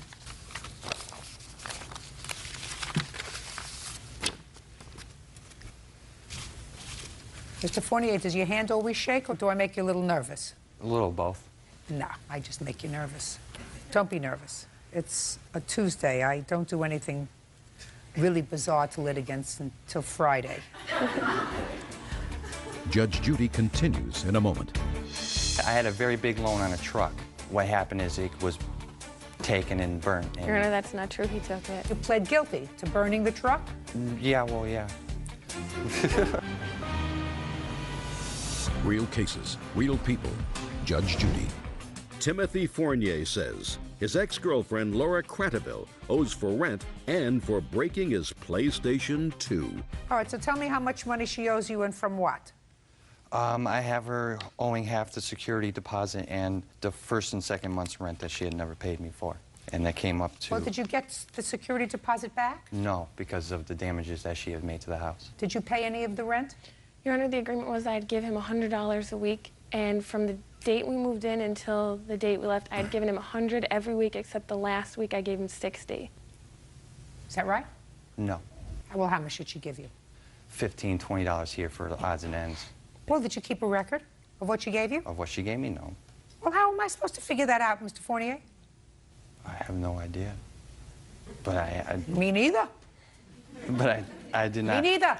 When two children want to play house and then it doesn't work out, you come into court and you say, here, this is my problem, you figure it out. Well, that's not the way responsible people behave. Did you keep a record? No, Your Honor. When did you separate? The day we moved out, on November 15th. Tell me about it. We had gotten to an argument that spawned from an online, me talking online about certain people, and then it spawned into like this big giant argument where insults were thrown back and forth to finally we had decided to break up. Okay. And I was planning on leaving, so I called my mother so I could pick up my brother's truck. When I went down there to get my brother's truck, and my dad had met me to help me move all my stuff out. When I got there, the house had been ransacked and the door was left wide open. Can I see it, please? The door was not open, and the house was not destroyed, except from what he had taken with him. And that's what the apartment looked like when we had got back. You made a mess, madam. Your Honor, yes, you did. The house was a mess before oh, we even no. You made a mess. You made a mess. Absolutely. What? It looks like all her clothes. A lot of things would look like they're ransacked and thrown around the house. That's the way the house always looked. No, it really did. Like that. No. That's the bedroom. We didn't have anything in there but clothes. We didn't have a bed. We didn't have nothing. Nobody lives like this. We did, except maybe a 14-year-old. We really did. Well, you should have been neater. Should have been. Okay. How did you get out of this lease? I'm curious. She had signed herself off the lease, so what I had done is I was claiming bankruptcy, so I added that to my bankruptcy. Why were you claiming bankruptcy? I put myself into a lot of debt. How old are you? 22. How did you put yourself in so much debt that at your age you have to declare a bankruptcy? I was charged with burning my truck and attempting to fraud. So then when I pled out, I couldn't claim it, so. You're going to have to be more specific with me, sir. You're being very circumspect. I had a very big loan on a truck, and then what happened is it was taken and burnt. And Your Honor, that's not true. He took it. You had a truck that was on a lease. yes, And you owed a lot of money on it. yes. And it broke down. No, it was crashed and burned. You were charged with it and you pled guilty to burning the truck? Yeah, well, yeah. Okay. And then you had to make restitution Yes. for the truck. And how much did you owe? I owed 18 on the truck, 18,000. So you stuck the leasing company with $18,000. Well, yeah, I mean, I claimed What do you mean, well, bankruptcy. yeah? I mean, they came after me and I went bankrupt. What do you think? You think somebody comes down and gives the leasing company $18,000? When you declare bankruptcy, if you own somebody a debt and you declare bankruptcy, what that means is that they're now stuck with a truck that you burned. Yeah. Who advised you to do that? Your father? You didn't advise him to do that, did you? Nope. I should hope not. So what you're telling me, sir, is what you did was you decided to lump the whole thing together. That when you declared bankruptcy for this truck, you also lumped together the broken lease. Yeah. And you expect sympathy from me, is what I'm asking you. No, I'm not expecting sympathy. Ah, perfect, good. All right, so what property do you claim she took or destroyed? She had taken my PlayStation 2 that night. Good. Now, she says in her answer that she returned it to you. She did, but it came back broken. Where did you get the PlayStation 2 from? Sears. And you put it on your credit card? Yes. You declare bankruptcy on that credit card, too? Yes. Get out of here.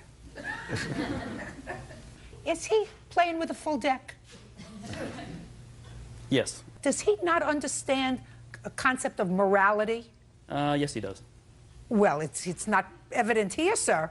He took advantage of Sears by lumping them into his bankruptcy rather than paying off the credit card.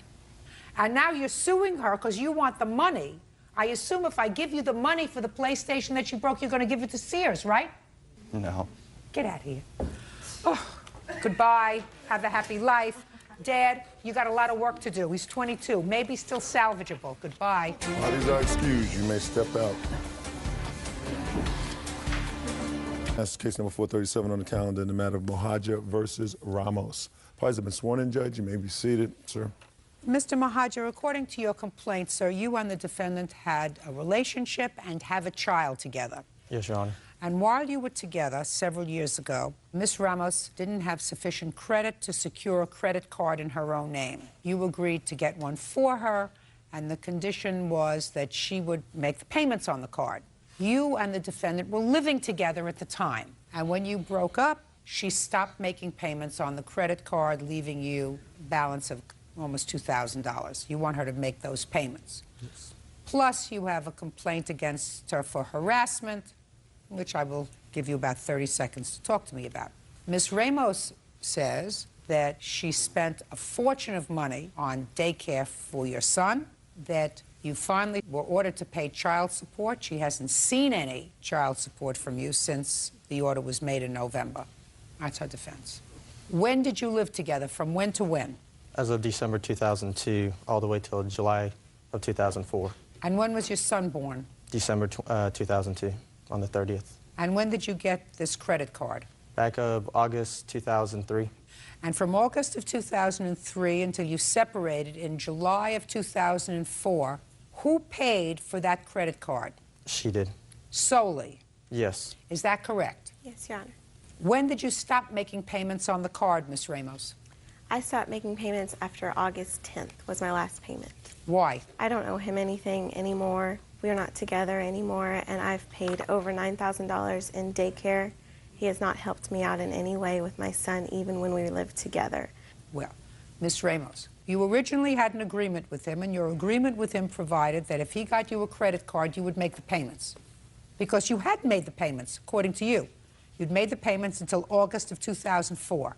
That's what you said. I never asked him to apply for the credit card. That's not the issue. He was never helping out. He said, I got this card for you. Since I can't help you out with groceries or clothes or anything else, we'll use the credit card and we'll pay half and half every month. That was the agreement. I did not ask him to apply for the card. So is what you're telling me that you were each paying on this credit card? No, I ended up paying it because he's his car salesman and he never made enough money. He only had enough money to pay for his new boat. He didn't make that much money. Who did you live with? We lived with him and his father and his aunt. And so you lived in his cousins. home? Yes, with his family. Who paid rent? Often he would pay $500 a month to his father, but he didn't pay every month. Your Honor, I have text up Just showing a second. Making excuses, Ms. Ramos. If you made payments on this credit card from the time you got it in 2003 until August of 2004, then that supports the plaintiff's statement that you agreed to make payments on this credit card. The charges on the credit card were purchases that were made for myself, for him, and my son. All the stuff was stuff for the three of us. That was when we were together, and now that we're not together, I don't see how he can come back and sue me for stuff. Let me see the bills on the credit card, please. While you were living with the plaintiff, what other household expenses did you pay for? I got the groceries. Okay. And the clothes for my son, and the bottles, and the formula, and all that stuff on the credit card, and I paid it every month. Okay. I paid for daycare. Just a minute. What are these charges for American Furniture Mart in Dallas, 363? What is that? That was furniture when I needed to move out from his home. I had to buy furniture for my new apartment with me and my son. So you expect him to pay for that? I actually made a payment after that on August 10th for $400 to cover that. Well, that doesn't cover the $306 and $363. What's the other one? Supercenter. Groceries and stuff for our new apartment. I had to get out. It was a very bad situation. Well, that doesn't mean he pays for it. That's what happens when you're not married. Bad situation, you have to move out. I would trade in to pay $500 a month any day over paying the daycare, the bills, the grocery, and all that stuff. Listen, Miss Ramos, you went to family court to get an order of support? Yes, we did. And you've gotten an order of support. An order of support was made by the family court in November. Have you paid that award? Yes, I have indication letter here showing my child support that I paid. Her lawyer failed to get an account number May I see it, please? set up, so the checks that I sent were sent back. And I had to beg and plead with my lawyer to get a hold of her lawyer, but her lawyer would refuse to contact us back. So I finally received a letter on January the 8th showing that finally they set up an account number. So, and the checks were mailed out actually about a week ago. Your Honor, I have where they now are going to garnish his wages because he has not made those payments. And she'll be receiving those, they said, within the end of the week, if not first of the next week. I believe he sent them. I believe he sent them. And I also have where he enrolled his son in the daycare where he's currently at and has not helped pay for it at all. I have check deposits showing that I made a deposit when he was enrolled, Your Honor. A deposit of $200, but I pay $800 a month, every month. It's coming out of my account. Just a second. And I have the Chase account. Listen to me. Miss Ramos, when you were together, who made more money? I did. You are going to pay more money for support for this child than he is if you make more money than he does. That's no question about that. That's just the way things are. But you had an agreement with him. And your agreement with him, based upon the evidence, based upon the course of conduct, was you were going to pay this credit card, and you used it as if it were your own. And I can tell you that because after you left, you continued to use this credit card for things that you needed. For me and my son. Mm-hmm. Well, he's not responsible for you. He's not your husband. You chose to have a child I don't with him. deny that I didn't make the charges. I know that I made the charges. Well, you made the charges, and you made the charges at a time. He owes me more than I owe him Then as you far have as to sue. daycare. Then you have to sue it. No. Listen to me. He enrolled him in the raised daycare. Let me show you the enrollment. No, Miss Ramos, you're not following me. Miss Ramos, the court made an order of support. The order of support was what the court believed was consistent with your individual income and the needs of the child. You have a right to appeal that judgment if you like, but what you cannot do is resort to self-help and say, well, I didn't get what I wanted in the child support hearing, therefore I'm not going to pay this credit card anymore, when you made an agreement with him to pay the credit card and you used the credit card as if it was your own. And you did use the credit card as if it was your own because you used it after you moved out of his home to buy things for your new home. But it's not $1,700 in charges. The other charges were stuff when we were together and stuff for the three of us. And what I'm telling... The agreement was we were both going to pay for that stuff. No, and I don't believe that. I believe that he paid for certain things. Now, I'm speaking. Hey, I'm speaking. I believe that he paid for certain things in the house, and you paid for certain things in the house. He paid the rent, and I assume he paid other fixed expenses, and you paid for food, and you paid for clothing for the child, and you paid for the daycare. So he's paid nothing for his son. Judgment for the plaintiff in the amount of $1,800. That's all. I see I'm not getting to you. That's all. Parties are excused. You may step out. I think he's very jealous. We just separated, and now that I've moved on, I've gotten married. She's a teacher. She's teaching fellow kids out there this kind of responsibility. It's kind of sad. He hasn't helped at all. The only reason she left because I gave him too much attention. They didn't give her enough attention. It's like super dad, you know? He gets all the benefits of being a father. He gets to see him half the time, and then doesn't have to pay a dime. Let's be nice. And now the next case. All parties in the matter of Johnson versus Simon. Step forward. Operator Sharon Johnson is suing her daughter, 26-year-old homemaker Celicia Simon, for an unpaid loan when she fell on hard times. Sharon claims Celicia is trying to call it a gift. Miss Johnson, this is your daughter, and it is your claim that she owes you for some rent when she lived with you for 3 months. Yes, ma'am. And also a loan of $2,500. Is that right? Yes, ma'am. Quite frankly, Miss Johnson, I'm not so interested in the rent that you claim she owes you for the 3 months that she lived there. You indicate in your complaint that your daughter and her children needed a place to live. They moved in with you. She agreed to give you $300 a month. She didn't have it at the time. She stayed with you for 3 months. That's $900. And subsequently, you all decided that it would be best if she and her children had their own place to live. She needed rent, first lesson security, I don't know what it was. So you gave her $2,500. According to you, it was a loan. I'm going to stick with the $2,500 because when your daughter and her children need a place to live, you don't say, you have no money, but I'm going to charge you $300 for rent. You'll give it to me when you have it. That's not what a mother does. Do we understand each other, Miss Johnson? Yes, ma'am. Good. So now let's deal with the $2,500 loan. Tell me when you gave her the loan and what it was for. I gave her the loan at the end of November of '03, and it was for to help with either down payment or something concerning on a place that her children and her husband were going to move into. When she was living with you, was her husband living with you also? Yes, ma'am. Okay. Do you have a house? Yes, ma'am, I do. How large a house is it? It's a 3-bedroom, 2-bath. And it was just you living there? No, ma'am. Who else lives there? Myself, my husband, and my 2 sons. You work? Yes, ma'am, I do. Your husband works? Yes, ma'am, he does. What about your 2 sons? One of them is in college, the other one is working. Okay. How many children do you have? I have 2. And why did you have to move in with your mother? I fell upon hard times. I lost my job. And what about your husband? Did he lose his job too? He was in between jobs. What kind of work do you do? I do phlebotomy work. I draw blood. And he? He's a crew member at a fast food restaurant. How old are your children? I have a 5-year-old and a 3-year-old. How long have you been married? I've been married 3.5 years. Okay, your mother gave you $2,500, is that right? Yes, ma'am. Did you discuss with her paying her back? No, ma'am. That's not true. Go ahead. Before I loaned her the money, things were getting tight at the house, and she said she had found a place because she borrowed some money. I asked her how much. She said $2,500. I said, okay, well, how are you going to pay me? She said, well, Mom, you know, I'll get my income tax check in February, and I'll pay you then. I said, okay. And then a few days later, I went to the bank, got a cashier's check, and loaned her the money. Did she get her income tax check? She said she did. When was the first time you asked her for this money back? It was in March, because February, she wasn't returning any calls to me. Tell me about the conversation. Well, when I caught up with her, I said, CC, where's my money? Mom, I'm going to go in and give you the $900 back. No, no, no, no, no. Where's all of my money? I want my $900 and I also want my $2,500. $2,500? I thought that was a Christmas gift. I don't think so. I can't just give away $2,500. And so it was like, but Mommy, no, I don't remember. I remember us making an agreement. You and I, your husband stay in the background like you always do, since he's always on a vacation. So when are you going to give my money? I'll talk to you later on. And when she hung up, that teed me off. So then I tried to take it to court. Judge Judy continues in a moment. Over the course of time, I have given loans, spent loads and loads of money on my children. I would never, ever sue them. Never. Real cases, real people. Judge Judy. Sharon Johnson says her daughter, Celicia Simon, owes for a loan to pay her bills. Celicia insists the money was a gift. You have 2 brothers.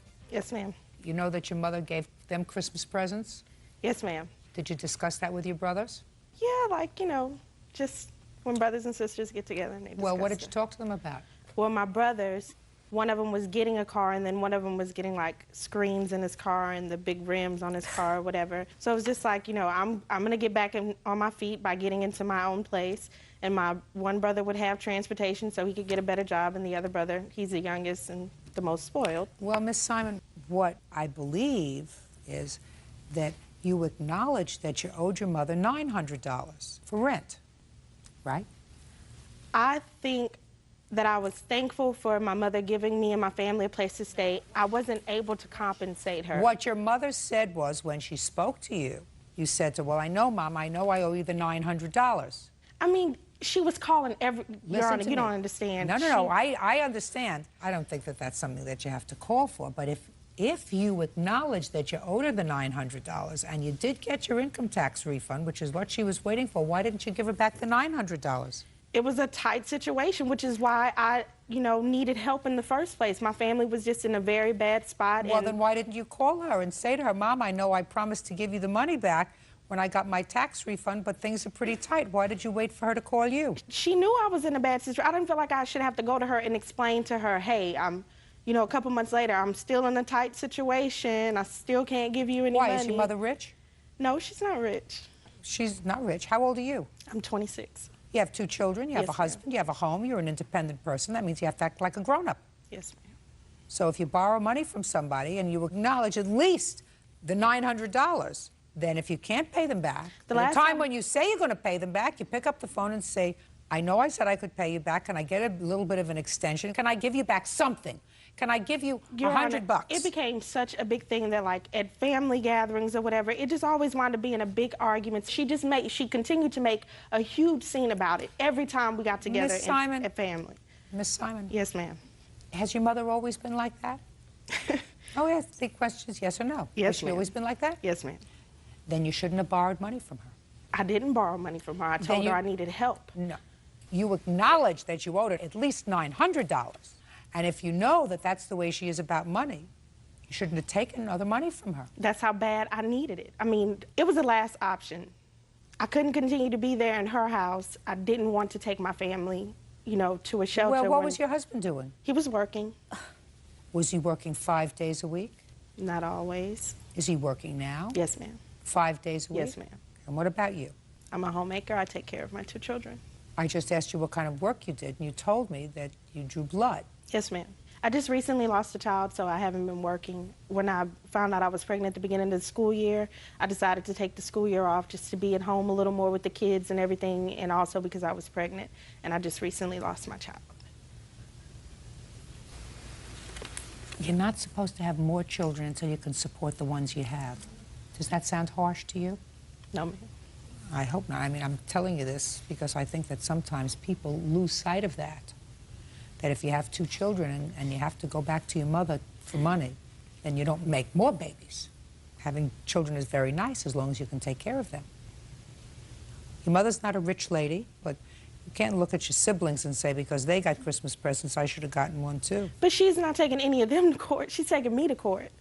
I'm the only girl. Those are her precious boys, They got money to go and get a car, to go and get screens in his car. I mean, when I was that age, she wasn't giving me money to go put screens in my car. I don't think that your mother... I know she can do what she wants with her money. Yes, I don't think that your mother would say that this was a loan unless she honestly believed that this $2,500 that she gave you was money that you were supposed to return.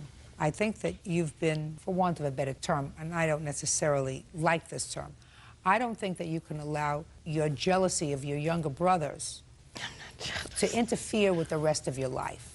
If you feel as if your mother favors the 2 boys... She does. Well, I don't know whether you were a more difficult child, a less difficult child, who knows? But you will find that during the course of your life there will ebb and flow with regard to which of your children you like better than others. You may love them all, but at various times in their lives you will like some better than others. Fair? Fair. Love all. Love them all. Yeah. But at various times, depending upon what they do, to drive you crazy, and to make you gray, you will like one more than another. You can't let that interfere with your whole life. Ms. Johnson, I'm going to award you your $2,500 for this loan that you gave your daughter, but I'm going to give you a little lecture at the same time. Yes, ma'am. Over the course of time, I suppose I have given loans, spent whatever, loads and loads of money on my children. I would never, ever sue them in a court. Never. That's not what parents do to their children. Unless the children are really, really bad people, And your daughter may have made some mistakes in her life, but she doesn't seem like a bad person. She's reasonably articulate. She's been in a relationship with her husband for a long time. She has 2 children. This is the husband, right? Yes. Well, you may not like him. You may not like him, but I want to tell you something. You didn't like your first husband either. Right? No, I didn't. Right? Yes, so you ma'am. made a mistake. Yes, ma'am. So she doesn't seem like a bad girl. And I'm telling you that while I'm giving you a judgment for $2,500, I think you made a big mistake by suing her. That's all. Parties are excused. You may step out. Now, this is case number 475 on the calendar in the matter of Martin versus Hall. Parties have been sworn in, Judge. You may be seated. Mr. Martin, it is your claim that the defendants, this gentleman in particular, caused damage to your car in an accident, and the accident was his fault. Mr. Hall says that it was your fault, and you don't know why, anyway, that you're suing him because he wasn't driving. It was Miss Hall who was driving the car. So you must have not been watching carefully. Apparently. When did this incident happen? September 17th. Where were you? I was in Maitland, Florida, turning into a gas station. What happened, Mr. Martin? I was turning into the gas station to buy gas, and I seen the Halls coming at a very high rate of speed through the parking lot, so I stopped. Through the parking lot or through the gas station? Into the parking lot of the gas station. There's a chart over there that the Halls brought. Is the red car yours? That's similar to what happened. Where were you coming from? I was coming from the north, turning in just like that shows, and I stopped, and he come crashing into me. He was driving probably about 45 miles an hour through that parking lot. Okay. What kind of a car were you driving, sir? Mazda 626. And where was the car hit? Right in the passenger side in the front. Knocked the bumper Do you have a completely off. photograph? Yes, ma'am. May I see it, please? Sure.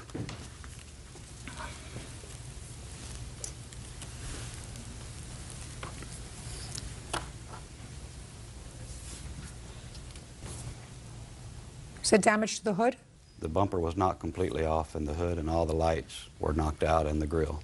All right, now what happened after the collision, sir? After the collision, I started to call the police, and Mr. Hall came over and said, "I'm sorry, I didn't see you. Please don't call the police. I'll have someone take care of your car for you." But my car was not drivable. So I proceeded with calling the police, and then I observed Mr. Hall removing the license plate from the car.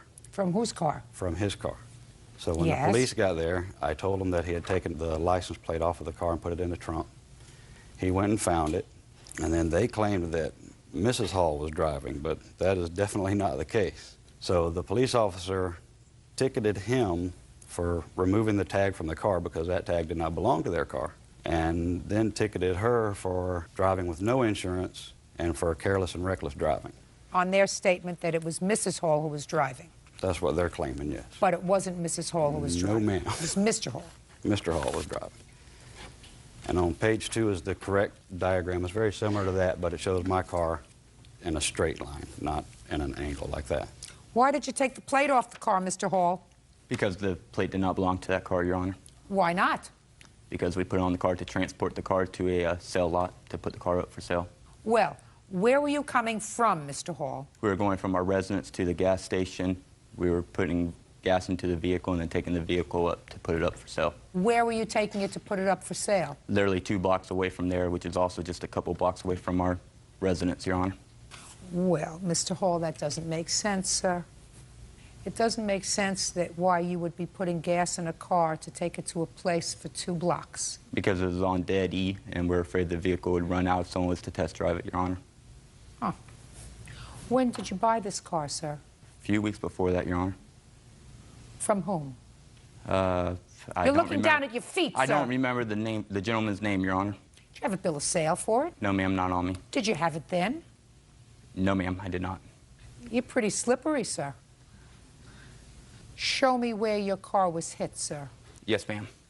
Which is your car? The blue car, Your Honor, is our car, Right. I got it. and our car was hit Now. right where the highlight spot is. I see it. But you passed the gas tank, sir. Did you put gas in the car already? Yes, ma'am. Who put the gas in the car? I believe I did. And I ran I want inside. you to think. I want you to think. Who put the gas in the car? I put in the gas, Your Honor. Do you have a license to drive a car? I do, yes, ma'am. Did you then? It was suspended, Your Honor. So the answer is you did not have a license to drive then. No, ma'am. So you had no license, no registration, no insurance. Yes, ma'am. So there would have been a good reason for you to lie to the police and tell them that your wife was driving when you were driving. There would have been a reason and a motive, because you would have been taken in if you were driving on a suspended license. Isn't that correct, sir? Yes, there's also a reason why I let her drive, because she is legal and not suspended. Listen to me very carefully, sir. On your best day, you're not as smart as I am on my dumbest day. I understand, Your Honor. Good. My question to you was, there was a reason for you to lie to the police, to tell them that your wife was driving the car. There would have been a reason, because you had already had your license suspended, right? Yes, ma'am. For what? For not paying a seatbelt ticket, Your Honor. Baloney. Now, where did you get the license plate from, sir, that you put on this car? From one of our other vehicles. How many other vehicles do you have? 2, Your Honor. Who insures them? My wife and I do. With what company? Progressive, I'm sorry. And were the other 2 vehicles insured at the time of this accident with Progressive? Yes, ma'am. What? Excuse me, Your Honor, may not have been with Progressive. Progressive is our current one, I believe. Well, why don't you tell me, sir, because it's very easy to check. Why don't you tell me, what was the other company that you were with back in September that insured your other 2 cars? I don't recall the insurance company off the top of my name, Your Honor. Off the top of your name, you don't? Off the top of my head, I'm sorry. You don't. I'm nervous. You're nervous because you're lying, sir. And you know that I'm going to be able to prove that. Before the police arrived, when you took the plate off the car and put it in the trunk, what did you hope to accomplish by that, sir? Avoiding the ticket for attaching tag not assigned, Your Honor. Now, don't you get a ticket for driving without tags, period? Yes, Your Honor. So what would be the difference in putting the tags in the trunk? You were going to get a ticket either way, either for driving with no tags or for driving with somebody else's tags on your car. So what difference did it make? None. Except to try keep him from getting a ticket. Well, don't you think people get tickets, sir, when they drive without license plates? Yes, Your Honor. Because that's why you supposedly took the license plate off one car and put it on another, so you wouldn't get a ticket, Yes, right? Your Honor. So that doesn't make sense to me. What did the police do with that license plate, sir? They confiscated it, Your Honor. And what did you do with the car from where the license plate had been removed? The vehicle stayed right where it was, Your Honor. And where is it to this day, sir? In our driveway, Your Honor. Without license plates? It has been licensed and insured. How did you get new license plates for it? I just applied for a new plate, Your Honor. You have to say what happened to the old plate, sir, if the car had been registered. The vehicle hadn't been registered in our name prior to that, Your Honor. Oh, so you had yet another car in your arsenal of cars that hadn't been registered in your name at the same date that you had this accident. It's a vehicle that my sister allowed for us to drive because we didn't have a dependable vehicle at the time to drive, Your Well, Honor. what about the third car that you had home, sir? It wasn't. Vehicle. What? It's a work vehicle. What is a work vehicle? What does that mean? It's a truck that we use to do landscaping and lawn maintenance that pulls So? a trailer. And it's decaled up, and insurance will not cover that if we are in an accident when we are not working. Okay, so we're going to do this. We're going to play. At the time of this accident on the 17th of September, 2004, who had a driver's license? Raise your hand. The time of this accident on September 17th, 2004, who had a registered vehicle? On September 17th, 2004, who had a vehicle with appropriate tags on it? On September 17th, 2004, who was driving a car illegally? Good! Perfect. Okay. Shooting fish in a barrel. Can I see the estimate for your car, sir? Yes, ma'am. What a bunch of hustlers. Not you, Mr. Martin. I also have, Your Honor, a letter from the Halls stating that Mrs. Hall is guilty of this charge because we originally had an agreement for the Halls to pay me $400 a month beginning on November the 10th. And I know you're not going to believe this, but that didn't happen. The only thing that I don't believe, sir, is that you believed them, that it was going to happen. Judge Judy continues in a moment. And later today, When we separated, we were not on talking terms. I needed money. So you claimed the children as your deduction, even though he supported them? Yes, ma'am.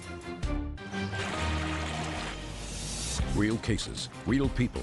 Judge Judy. Rick Martin says fellow motorists Jennifer and Dennis Hall ran into him in a gas station parking lot. Rick claims Dennis was the driver, but after the accident, he switched places with his wife. I have a net total of $2,966.35. Is that your estimate? That's the estimate to fix the rest of the damage. I've already spent over $2,000. You have those bills? Yes, ma'am. I'd like to see them, please. In those estimates, Your Honor, he's also trying to recoup, he's trying to double charge for repairs that he made once originally on his first repair bill. And I have a listing of those if you'd like to see it. And then he's trying to get the same repairs covered again on his estimate he previously handed Are you trying to do that, sir? No, ma'am. Did you have a deductible on the car? I had only liability. I did not have full coverage on the car because it's paid for. Okay, what did Allstate pay you? Allstate only paid the tow bills. And I tried to relay that message to the Halls, but they would not return any of my calls to find that out. So. They wanted you to go away, like their license plates. Yes. Your Honor, when he originally showed up at our doorstep, he was demanding the $14.95 and repayment as well as new headlights. So how much, just a second, so how much did you give him, Mr. Hall? I gave him $0. Well, now you're going to give him $4,834. Judgment for the plaintiff, that's all. Parties are excused. You may step out. The first thing I thought was they were going to drive away. We like to buy and sell vehicles, and my husband was in the back seat. I didn't ask him what he was doing. I took a photograph of the license plate. I could still tell you the number of that license plate right now. When the gentleman hit us, my husband bounded out of the back seat, driver's side, and of course everybody thought he was getting out of the driver's seat. I think that they're professional con men or deadbeats. I don't know. When Jennifer asked to see some type of receipts or anything, he didn't provide any. Instead, he just went and got additional estimates and came up with this claim with that. When I went to his house, he told me that I was not the first person that he ran into. That would be why he doesn't have a driver's license. And now the next case. All parties in the matter of Conger versus Tates, step forward, please. Plaintiffs Chuck and Karen Conger are suing the father of their grandchild, roofer Jeremiah Tates, for the cost to fix a '97 Ford Escort. The Congers claim Jeremiah's driving caused the transmission to blow. Mrs. Conger, you have a daughter whose name is Brenda. Correct. Let me guess, Brenda. Yes. Your stepdaughter. Yes, ma'am. And this is a convoluted story of a car, a 1997 car, that was purchased for your daughter and the defendant, her then boyfriend and father of the two children. And the arrangement was that the two of them would pay you back for the car. Mm-hmm. Well, then they had an off-again, on-again kind of arrangement. And at some point, Mr. Tates took the car with your daughter's permission because she got a new car. Mm-hmm. And he was driving the car and making the payments. Yep. April Franks is suing Angela and Jean Roberts for the return of money she paid for a female Yorkie poo. April says the couple sold her an emotionally damaged animal. Bert, would you please take the Roberts' little girl outside, please? Certainly. Thank you. Come with me.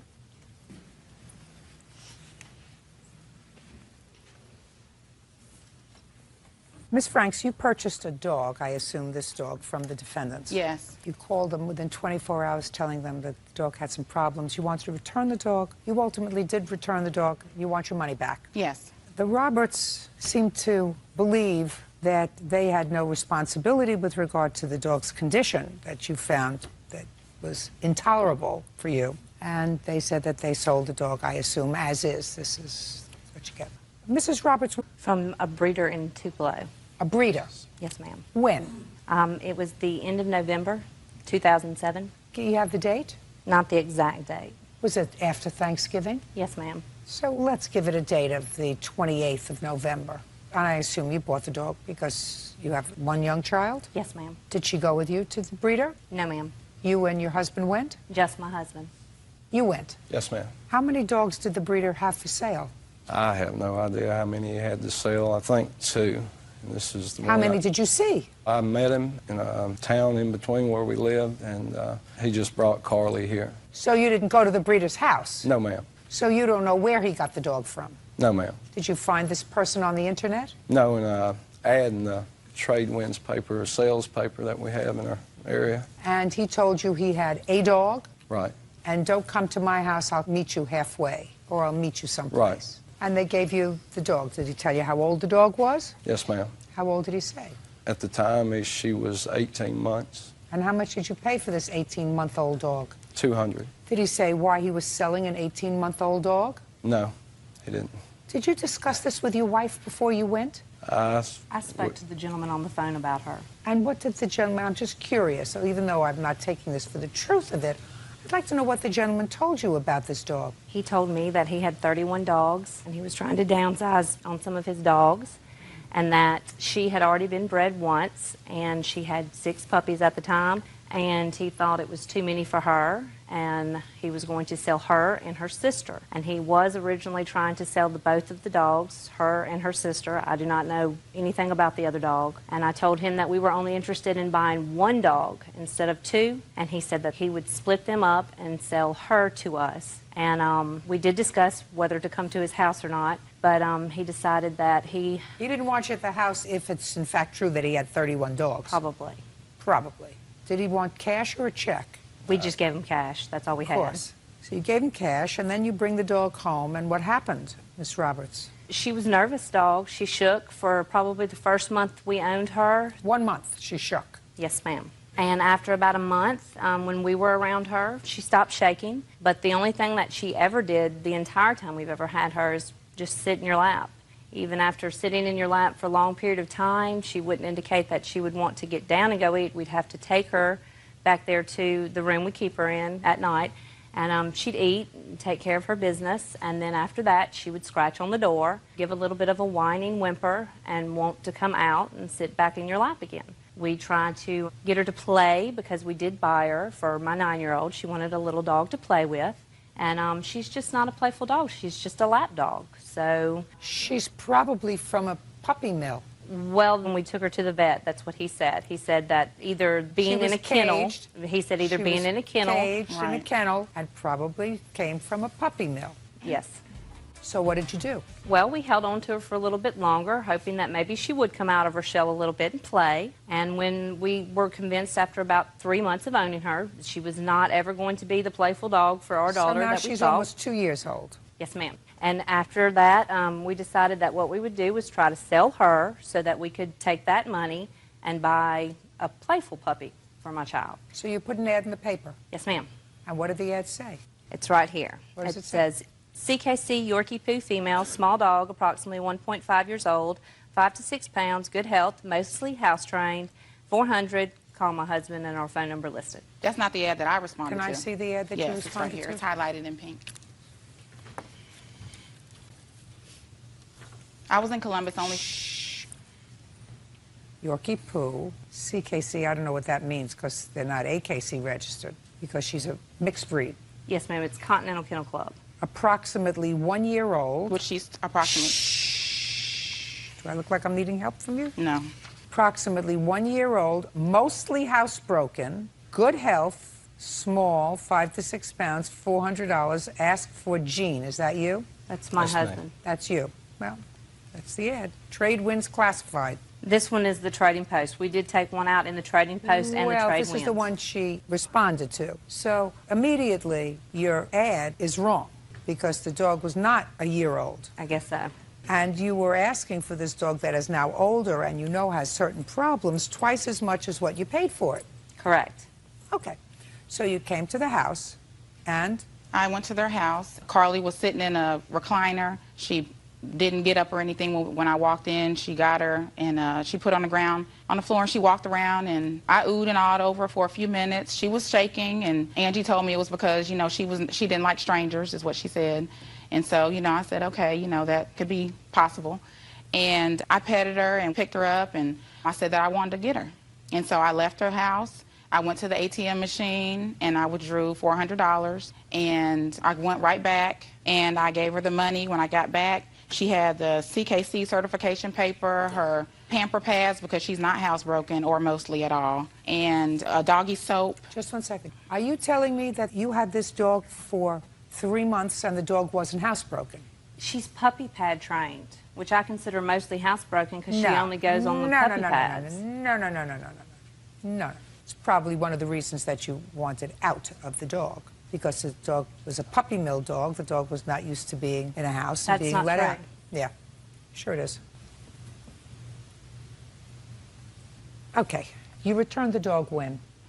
That evening after I left, I went to Walmart and I bought food for her. I bought her a bed and some toys. And, you know, the night progressed and she just wasn't acting like I thought she would act. I'm not a professional. So the next morning, I said the best thing I'm going to do is take Carly to the vet.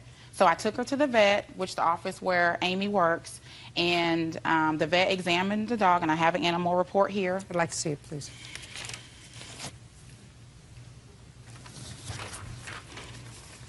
As well as the invoice. On February 26, 2008, I examined the above-listed animal because of a complaint of severe emotional issues.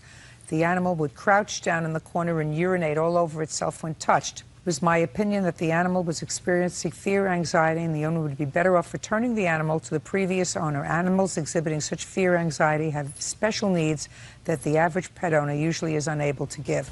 The time we took the dog to the vet was after the fact that April returned her. They just took the dog to the vet. You mean you never took the dog to the vet when you got her? She never urinated on herself or crouched down in I'm the corner. just asking you why you never took the dog to the vet. No, ma'am. Have either of you ever had pets before? We have quite a few. Well, then you knew that this dog's behavior was most unusual. I was told by several other people, we've never had a small dog like this before. Right. You have to give her money back. Stop nonsense. You try to unload the dog on somebody else for twice as much as what you paid for it. I mean, usually when a breeder wants to unload an 18-month-old or a 19-month-old dog, they usually give them away to try to find good homes. This guy found a sucker who was willing to pay $200 for it. That doesn't mean that you, when you have the dog, I mean, you're supposed to be reputable people. I don't know about this person who's running a puppy mill, but you're supposed to be reputable people. That means that you got I'm going to find somebody else to stick with this dog and charge him twice as much. Right. That's outrageous. You have the dog? Give her back the papers, please. You owe her $400. That's all. David Yanas claims fellow clubgoer Travis Pexey vandalized his car with a crowbar. Travis claims David threatened to shoot him. Mr. Yanas, it is your claim that the defendant, after a night of drinking, are you smiling for a reason? Oh, no. Good. Damaged your car, attacked your car. You want him to pay for the damage. Mr. Pexey says that you actually attacked him and ran him over with your car.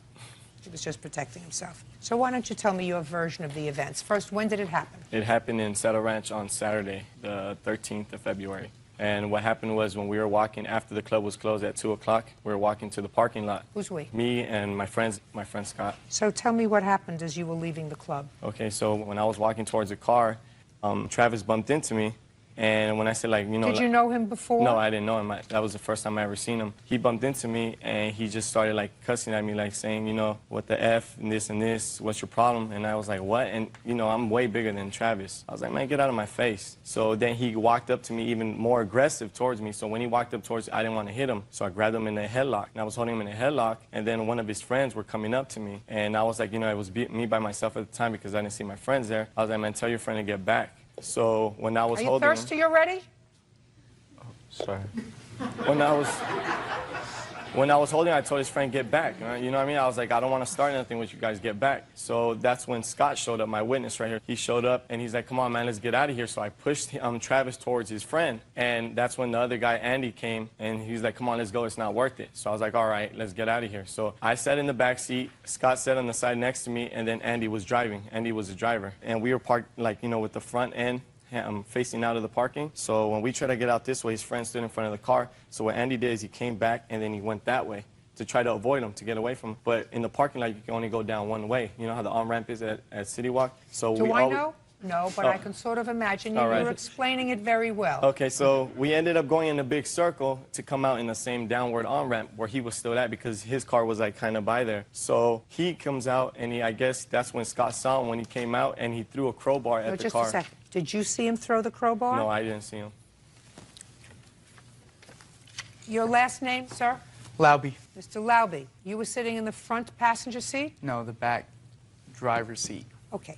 Who was sitting in the front passenger seat? David. I was sitting in the back, Your Honor. Alone? Yes. Andy was driving and David was shotgun in his car. Because I So you just were jumped sitting in in the the back front. You and don't he got in remember the that? front. I don't remember that really. Okay, tell me what you saw. So when we were coming down the off-ramp, I looked, and out the corner of my eye, I see something being thrown. So I looked, and then I just ducked because the window was right there, and a crowbar hit the back quarter panel of the car. And then that's when we just took off, and then we ended up getting pulled over. Perfect. Sit down. Thank you. What's next? Okay, so now when we're leaving City Walk and we get down by the metro station, which is across the street from City Walk, we get pulled over by a sheriff. He pulls us over. He takes us out of the car one by one. He starts asking us questions like, do we have weapons or anything like that? And I was like, no, you can search me and my car's clean. You know, he searches everything. What he does, he puts us in 3 separate cop cars. Then he takes me out of the cop car and makes me stand next to my car. And that's when a security vehicle came, I guess, with Travis to identify me, to point me out. So the sheriffs go and they asked us to go back to the substation to write a statement. And you went back in police cars to write a statement. And they left my car there. So when we're in the police station, I'm writing my statement. He says, okay, I'm going to believe you. And he lets me go. And Scott was still being asked questions. So I got to leave before him. And I was so worried about my car that I went before anybody else to go get my car. When I'm going down the hill and someone is standing on top of my car, it's Travis. And I recognized him because I knew exactly what he looked like already, and I knew what he was wearing, and I knew what his car looked like. So when I start running towards my car, I see a better view, and he's standing on top of my car with a crowbar hitting the window, bashing the window in. And I go, hey, what are you doing? I start running toward the car. He jumps in the car, and while he's taking off, he says, that's what you get, you know, mother F. And he takes off. I knew what you meant even before you said it. So, all right. So, and that's how I knew it was him. So what I did is I jumped right back in the car and I went straight back to the police station and I filed the police report. Do you have pictures of your car, sir? Yes, I do. I'd like to see. These are all the pictures right here. That was taken by the insurance.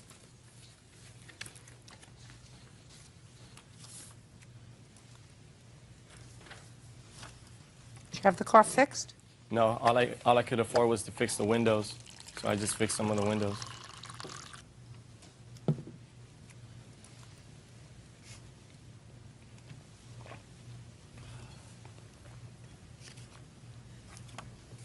All right, Mr. Pexi, let me hear your version of the events, sir. What time had you arrived at the club? Approximately 1:15, 1:30. And where had you been prior to 1:15? Where I live in Santa Clarita. I don't hear you. I'm sorry, ma'am. Where I live in Santa Clarita. You were at your house? Well, I was picking up these Listen to me. I have a question, and I don't want you to start thinking and machinating about the answer. Okay. You arrive at a club at 1:15 in the morning. My question is a simple one. Where had you been prior to 1:15 in the morning? Picking up my significant other at the time. Where had you been prior to picking up your significant other? Getting ready to go out Saturday night. At midnight? At my house. At midnight? Yeah, it took the girls actually a really long time to decide where we were going to go. Mr. Pexi. Yes, ma'am. I don't believe, sir, that you got to a club that was going to be closing, or you were going to leave in a half hour at 1:15, 1:30 in the morning when you were out in the parking lot at 2 o'clock. Do you understand what I'm saying, sir? What? The girls didn't take that long to get their hair done. Now, had you been at your house? Had you been at another club? Had you No. been out for dinner? That's actually what I went there for, was to eat dinner. And you ate dinner in a half hour? Yeah, we were... I'm asking you a question. Yes. You went to the club and you ate dinner Yes, ma'am. in a half hour. Yes, ma'am. What? I didn't finish. You didn't what?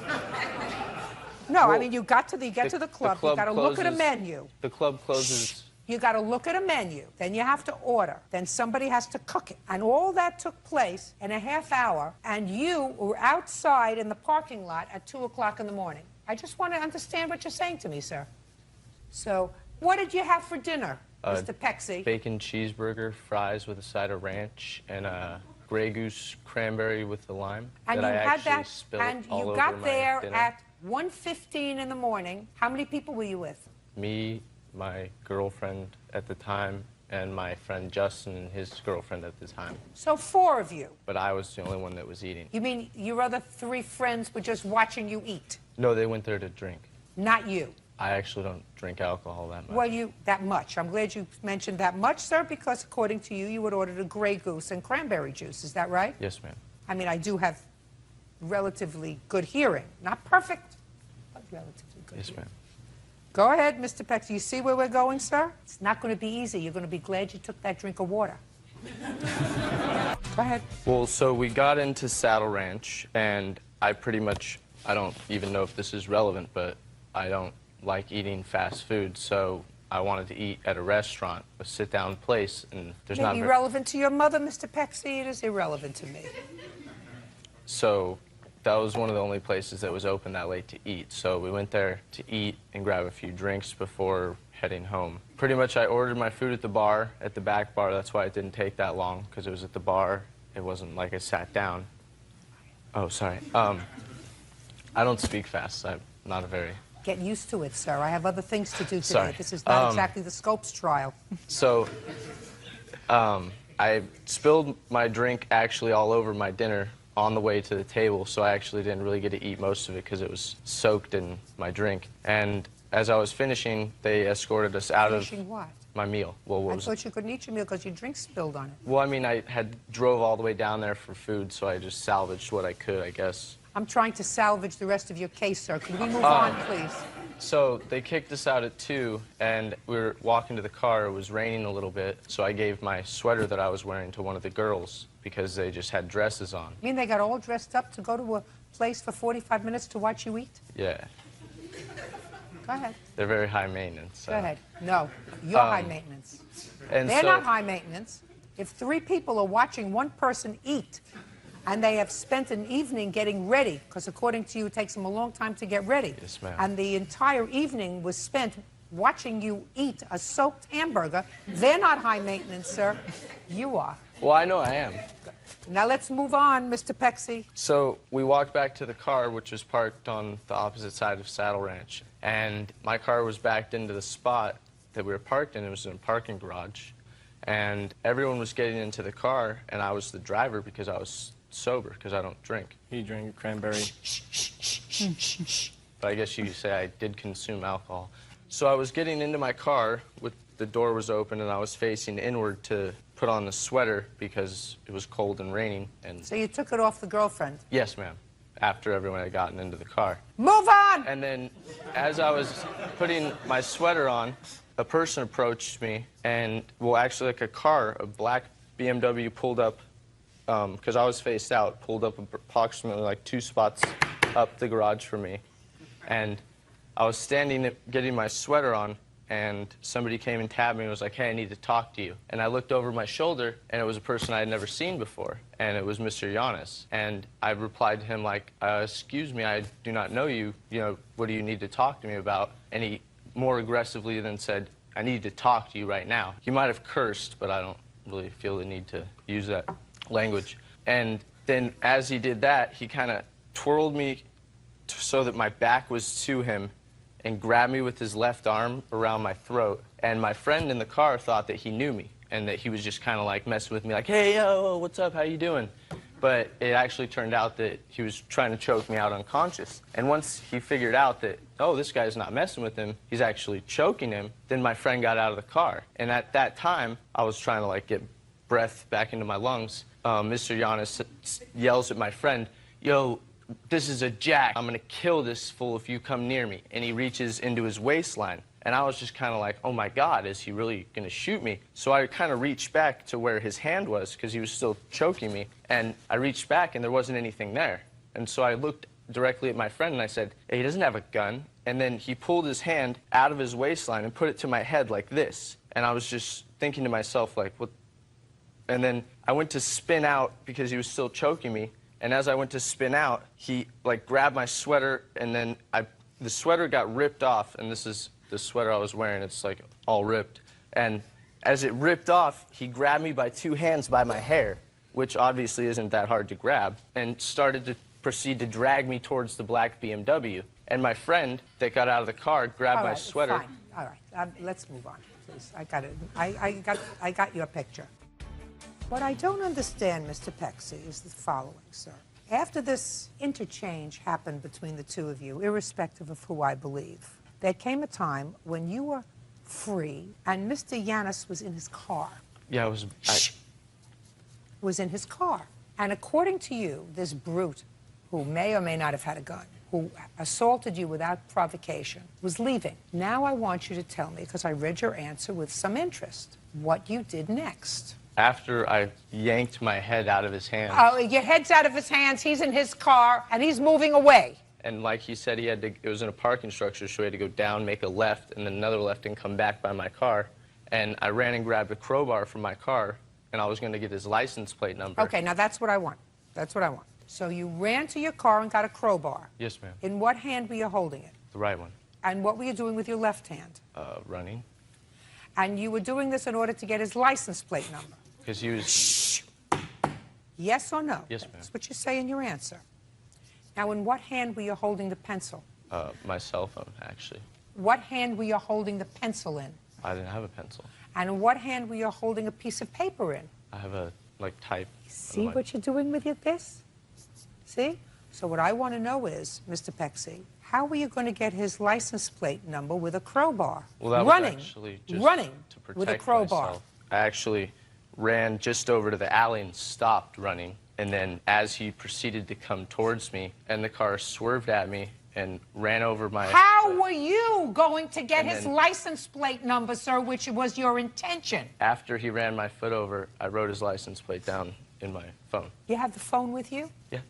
I don't Show have me the his number license in. plate number in But your phone. I don't have it in here, but I could show you, things to write. No, I want you to show me his license plate number that you wrote down in your phone. I don't have it, actually. Now, moving on from your taking the crowbar and smashing his car, Yes, ma'am. you did not, in fact, go to the hospital that day for your foot, did you? No, the EMTs came. My question is, Oh, you no, did I not didn't. go to the hospital about your run-over foot, Like in an ambulance? like in an anything, Oh, no. like in a car, Yeah. anything. You didn't go to the hospital. No, ma'am. And he's driving a BMW, Yeah. pretty heavy car, to run over your foot. Yeah, I've got strong bones. Okay. Now, after he rode over your foot, I want you to tell me what you did to his car. Well, I just hit it that one time as he ran over my foot, and then I went to fill out police reports and stuff. Yeah, and so it's your statement that you never went back to his car with the crowbar that you retrieved. Oh, I didn't. No. No. And you don't know who did. No. Can I see your bill for fixing up your car? You think I could do that to a car? It's on there also. Oh, There's a fine, little thank tab you. on there. Not only do I think you could, I know you did. I weigh like 135 Because, pounds. sir, that's why you used a crowbar. If you were a little taller and a little heavier, you could have used your body, could have kicked it. But instead, you got a crowbar to take down his license plate number. All right. What year BMW is this? It's a sir? 94. It's a 1994. It's 13 years old. It's not worth $4,700. That's the damages from what the insurance gave me because the car was considered a total loss, so they wouldn't pay anything for the car. I have to actually fix it myself. Okay, so you fixed the car. Yeah, basically. You fixed the car. To be How much able did to it cost drive. you to fix the car, sir? All I fixed was the windows so far. And how much did it cost you to fix the windows? It was about $1,100. I don't have a receipt on me for that one. Okay. Mr. Yanis, I'm giving you $2,500 to cover the expenses that you incurred in putting in new windows and seeing the best you can do with regard to taking out the dents in the car, which I did see. Mr. Pexy, Yes, ma'am. you tell a very, very good story. Not a persuasive story, Well, I have a police but report. a very good story. You have a police report made by whom? West Hollywood Sheriff's Department. Based on what? This person that's actually suing me was convicted of a battery, non-desirous of persons, private persons, arrest myself. They didn't tell me anything about that. If you'd like to see it, you could check it out. You mean he was convicted of battery Yes, on ma'am. you? Yeah. Oh. Sir, it may be. You're not suing him for battery. Oh, I know, but why would I? You're not suing him for battery. Why would I He's go suing after you him? for vandalizing his car. But why would I go after him if I could have had him arrested for battery? I was kidnapped almost, and oh my. You're going to pay to fix his vandalized car, sir, which there is no question in my mind that you did. There is also no question in my mind that you precipitated this argument in the parking lot that day, not him. Because if you think that I believe this cockamamie story that you told me about getting to the club at 1:15 to have a hamburger while your three friends watched you after dressing for 2.5 hours to go out for an evening, I don't. Thank you very much. Thank you. Parties are excused. You may step out. Nathan Heater says ex-girlfriend Rebecca Titus had him falsely arrested for physically abusing her. Rebecca claims he kicked her in the stomach during her pregnancy. Mr. Heater, the defendant used to be your girlfriend. Yes. And according to your complaint, she had you falsely arrested for domestic violence. Correct. Ms. Titus says that she did call the police. She had you arrested for domestic violence, and that's because you hit her. Correct? Yes. This incident happened on what date? July 28th. Now, Ms. Titus, I am correct that at one point in your relationship, you found yourself pregnant. Mm-hmm. And you told Mr. Heater that he was the father of this baby and that you miscarried. Is that what happened? But it turned out that he was not the father of this child. It could have not been his. Right. And then you renewed your relationship again briefly. But that's all it takes, Mr. Heater. A brief moment of stupidity, and Miss Titus told you she was pregnant again. And according to you, you said, listen, I didn't know about last time, I don't know about this time. I don't want to have anything to do with this baby until I take a paternity test. Actually, what I told her was that I would help her out as long as I would be repaid if the baby was not mine. You didn't discuss that with me first. I would have told you that that was a very bad idea. However, on the evening of the 28th of July, according to you, and according to Miss Titus, she called you and wanted to come over to talk. Actually, he called me. Yes. What did you call her for?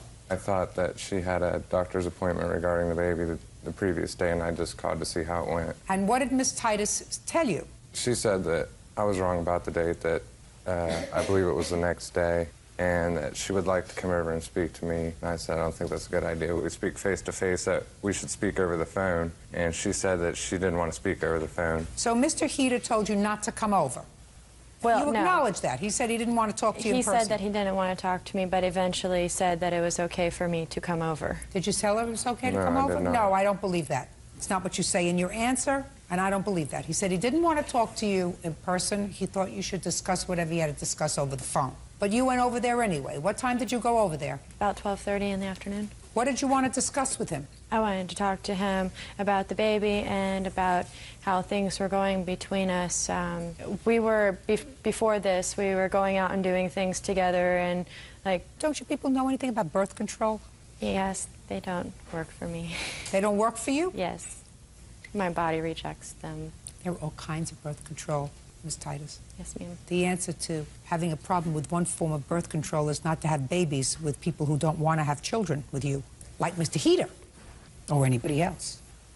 So you went over there about 12:30. I knocked at the door, and he told me to come in, and I upset him. And how did you upset him? I don't remember exactly what I said. Maybe you to do. him. If you don't remember, maybe he does. What happened, Mr. I Heater? was upset before she came into the house because I told her not to. Come over. And she started screaming through my door at me. What was she saying?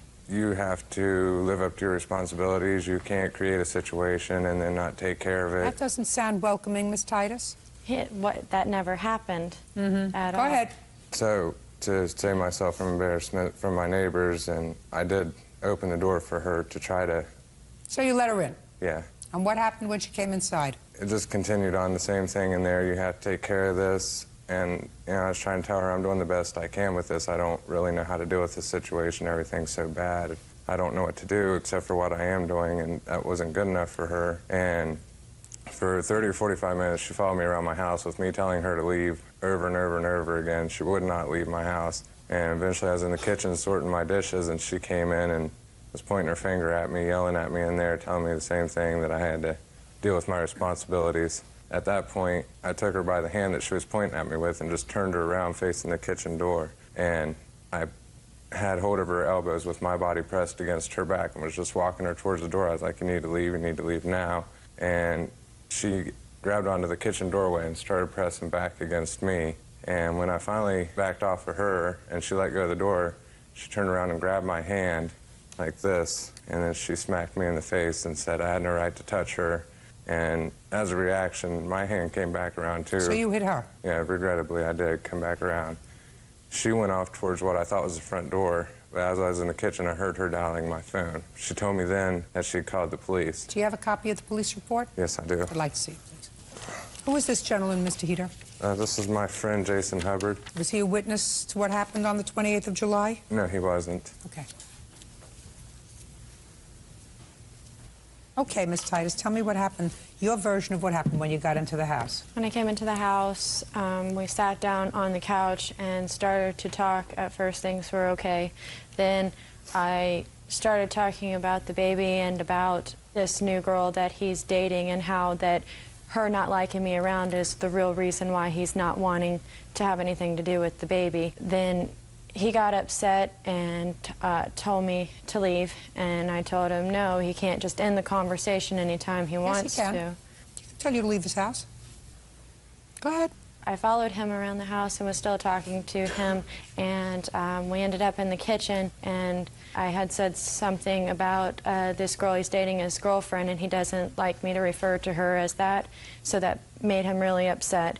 And he came and he grabbed me by my arms and started to escort me through the door, and I stopped myself, told him he didn't have any right to put his hands on me at all. Yes, you did. Not according to... Oh, yes, you did. Once he tells you that he wants you to leave his house and you remain there, you're trespassing. That's a crime. Next. Well, according to... Don't tell me according to anybody. You tell according to a police officer. I've had 10 years of postgraduate legal education. When you're in somebody's house and you're an invited guest, first of all, you weren't an invited guest But in I this was house. I'm invited. speaking. You weren't an invited guest. You were told not to come. You came anyway. He tried to avoid you and said, please leave. Once he told you to leave his house and you refused, you become a trespasser. Well, another reason Now- I didn't leave is because in previous arguments that we've had, he's asked me to leave, and then 10 minutes later, he'll call me and tell me come back over. Well, you just have to guess his mood then. Right now, he told you to leave, and you didn't leave. So he put his hand, escort you out. And what did you do? I was pushing back against him, like you said, and I turned around, and he still had a hold of me when I smacked him in his face. Right, so you smacked him in his face first. Yes, ma'am. And then he slapped you. Twice. Twice. You slapped him the first time, he slapped you twice. It's amazing to me that the police arrested you, sir. Absolutely amazing. He tried to get you out of the house. He's holding on to your arms. You're resisting him. Ultimately, you turn around. He's still pushing you, correct? And you slapped him. He slapped you then twice. Where did he slap you? In the face? In the face. And then he let go of you when you called the police. And you are there because you are pregnant. Yes. And you're concerned about the welfare of your baby. Yes. And that is the primary thing that you're concerned about, the welfare of your baby. Yes. So let me tell you what you told the police. Titus said that the defendant grabbed her by the arms and began to drag her out of his house, physically trying to remove her from the residence. She advised that she is pregnant with his child and that he pushed on her stomach. Was that meant to get the police really angry at him? Pregnant, he pushed on your stomach? You're full of baloney. And you had no right to have him arrested. And I'm amazed that they arrested him. He has a right to escort you out of his house if you refuse to leave. You hit him first. Did you hire a lawyer? No, I had a public defender. One of the things that I have to comment on is you're not too swift. If you're dating this girl and she tells you she's pregnant and it turns out it could have been you or somebody else, I wouldn't have had a wind through my head and then had intimate relations with her again, unprotected. Do we understand each other? Completely. Ms. Titus, you have to learn that domestic violence is a very serious crime. Just because you're a woman doesn't mean that you have a right to hit somebody and not expect to be hit back. And you have no right to lie to the police, because it was a lie what you told the police that he pushed you in your stomach while you were pregnant. That's not what he did at all, because that's not what you told me happened. Judgment for the plaintiff in the amount of $1,500. That's all. Parties are excused. You may step out. 26-year-old Ebony Dean is suing the mother of her late husband's son, Taishra White, for the cost of her stepson's orthodontist bills. Miss Dean, you were married to the defendant's former boyfriend. Yes, ma'am. And your husband passed away recently. They had a child together. Yes, ma'am. The child was primarily living with you and your husband at the time of his death. Is that right? Yes, ma'am. And at the time he was about 13? Yes, ma'am. How old is he now? 13. 13. This is your lawsuit. While he was living with you and your husband, you got braces for him. Yes, ma'am. because he needed them. Yes, ma'am. And you took out a loan. Yes, ma'am. In order to do that. Your husband is no longer here. You want his mother to take over the responsibility of the rest of the loan. Yes, ma'am. And to that, his mother says she is not responsible for the loan because she never signed the loan papers. Correct. Okay. Can I see any paperwork that you have from the dentist? Yes. This is the recommendation to get the minor braces due to he had a... Just a second. Let me read. I can read it.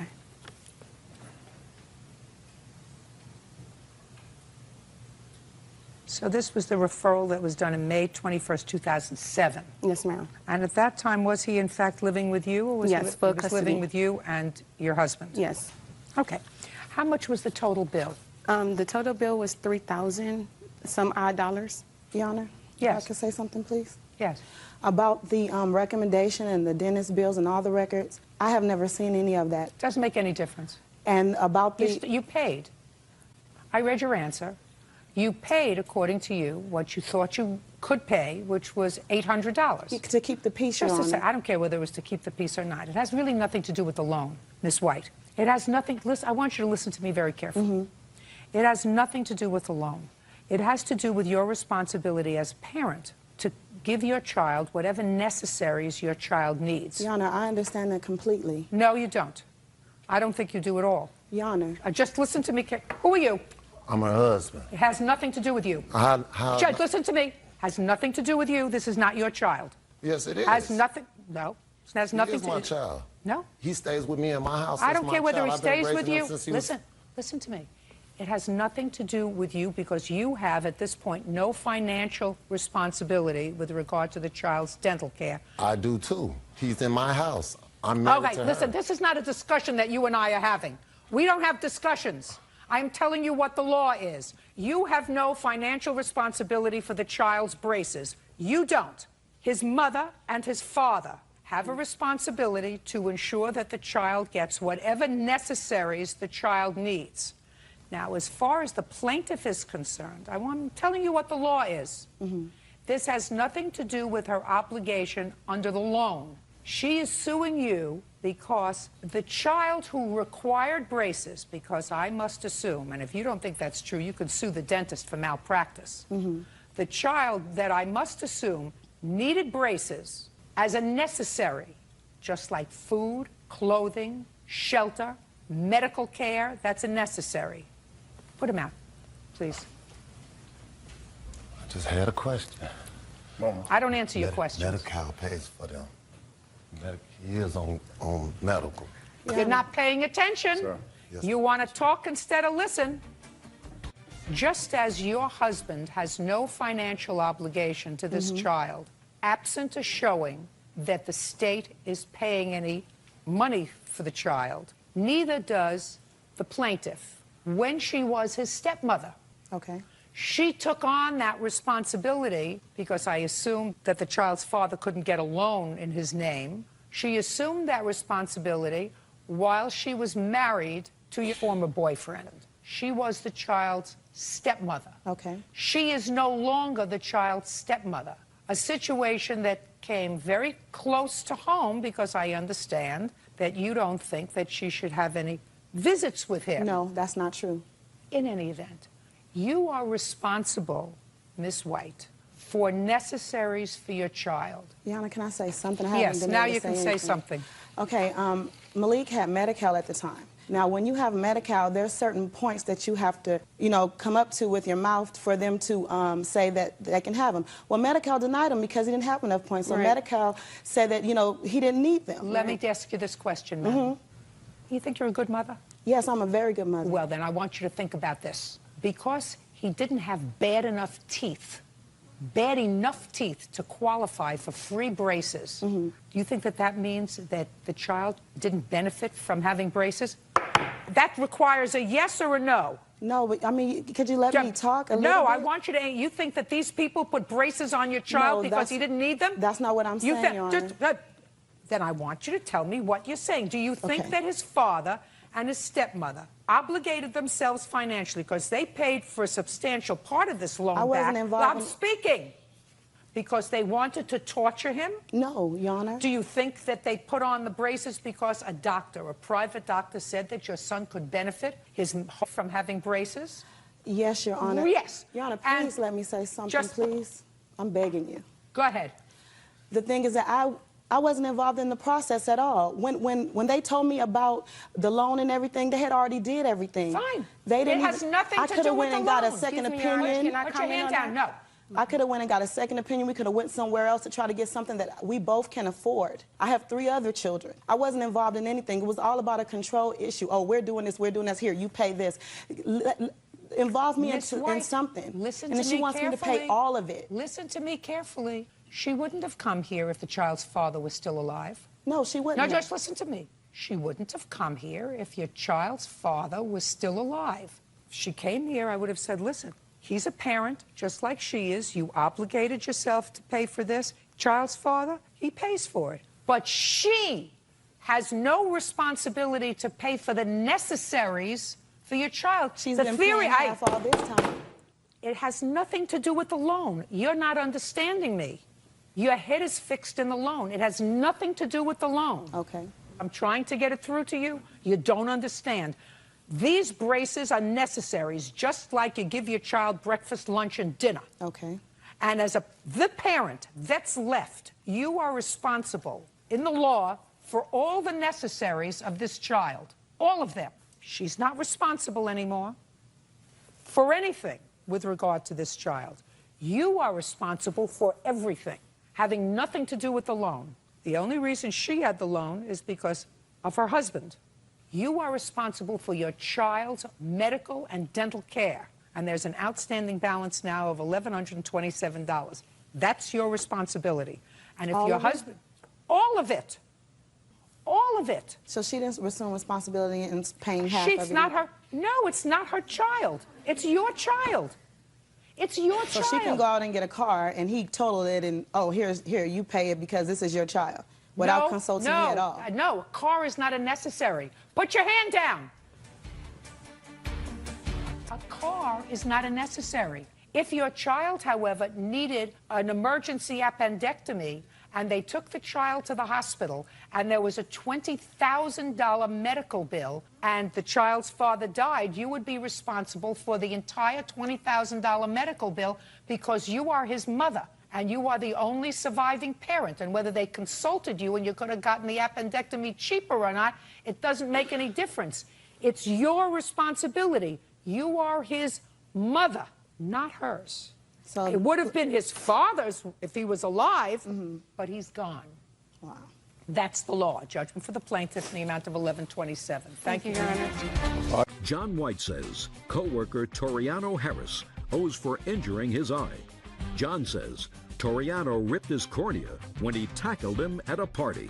According to your complaint, sir, you were at a New Year's Eve party. Yes. Mr. Harris was at the same New Year's Eve party, and you claimed that he was pretty drunk, and while not intentionally, while horsing around, he seriously injured your eye. True. Mr. Harris says everybody was sort of fooling around and butting each other. He didn't injure you. You were just fine. And he questions whether or not he exacerbated this pre-existing eye injury that you had. Right.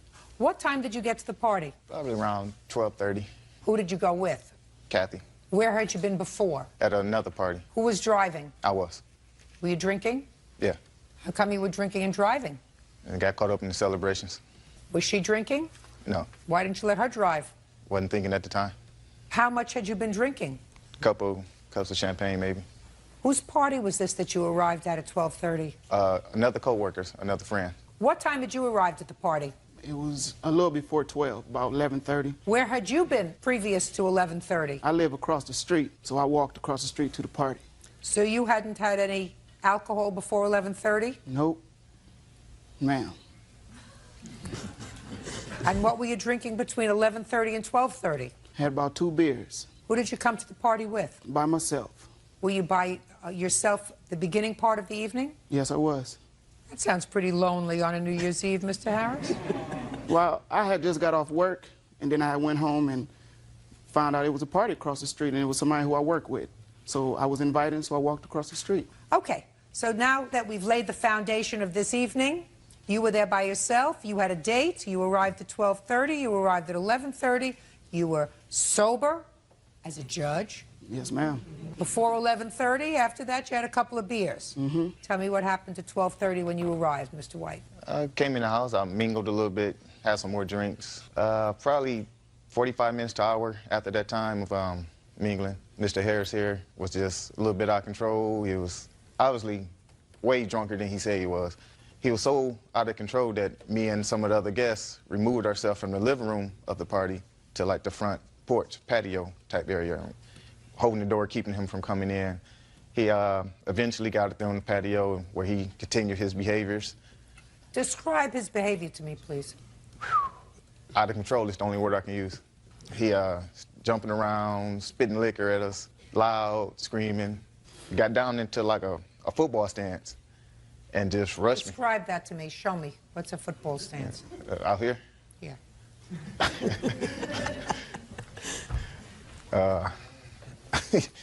A football stance. Okay, that kind of, okay. All right.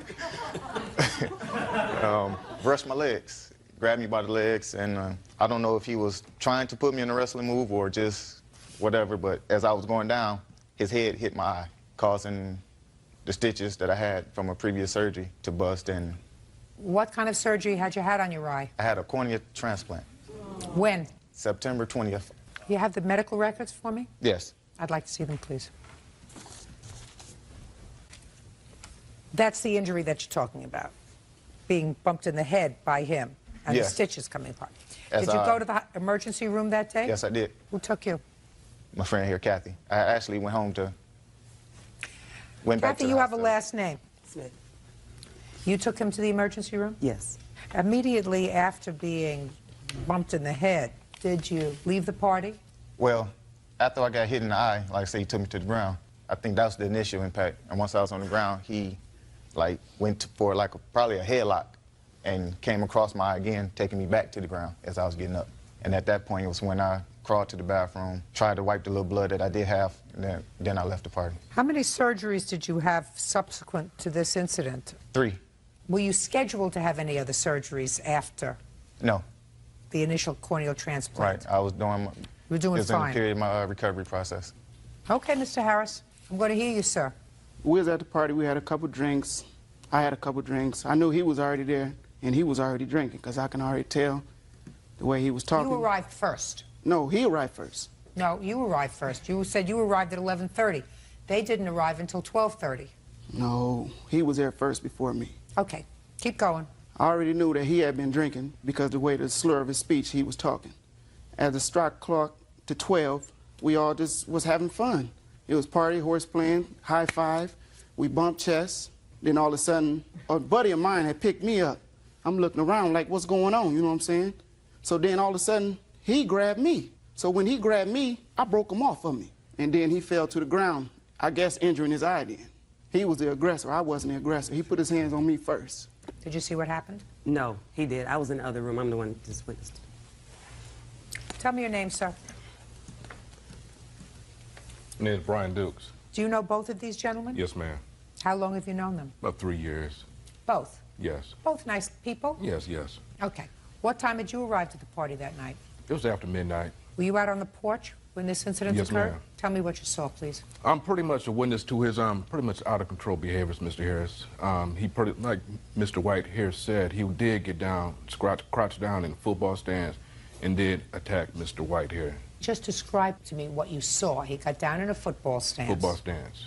Then he like just rushed him, just grabbed his legs and like took him down to the ground. Did you assist him in cleaning up his eye? No, ma'am. You were just a guest at the party? Yes. Did you come with an escort? No, ma'am. Were you the only one with a date that night? No. No. Okay. I read your complaint that you had a video. Yes. Somebody was taking pictures of that The evening. homeowner of the party actually was recording the whole incident. I'd like to see it, please. Mr. Dukes, you can have a seat, sir. Thank you.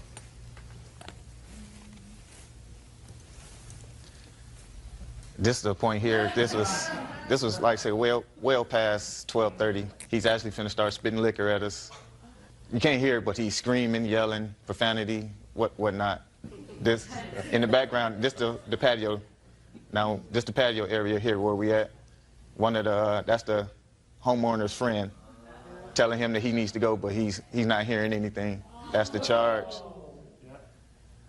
Right there you can see me holding my eye as I'm going back. And he jumps on me again. I'm trying to get up now, brought back down. At this point here, this is where I told him, I didn't use these words, but you just messed my eye up.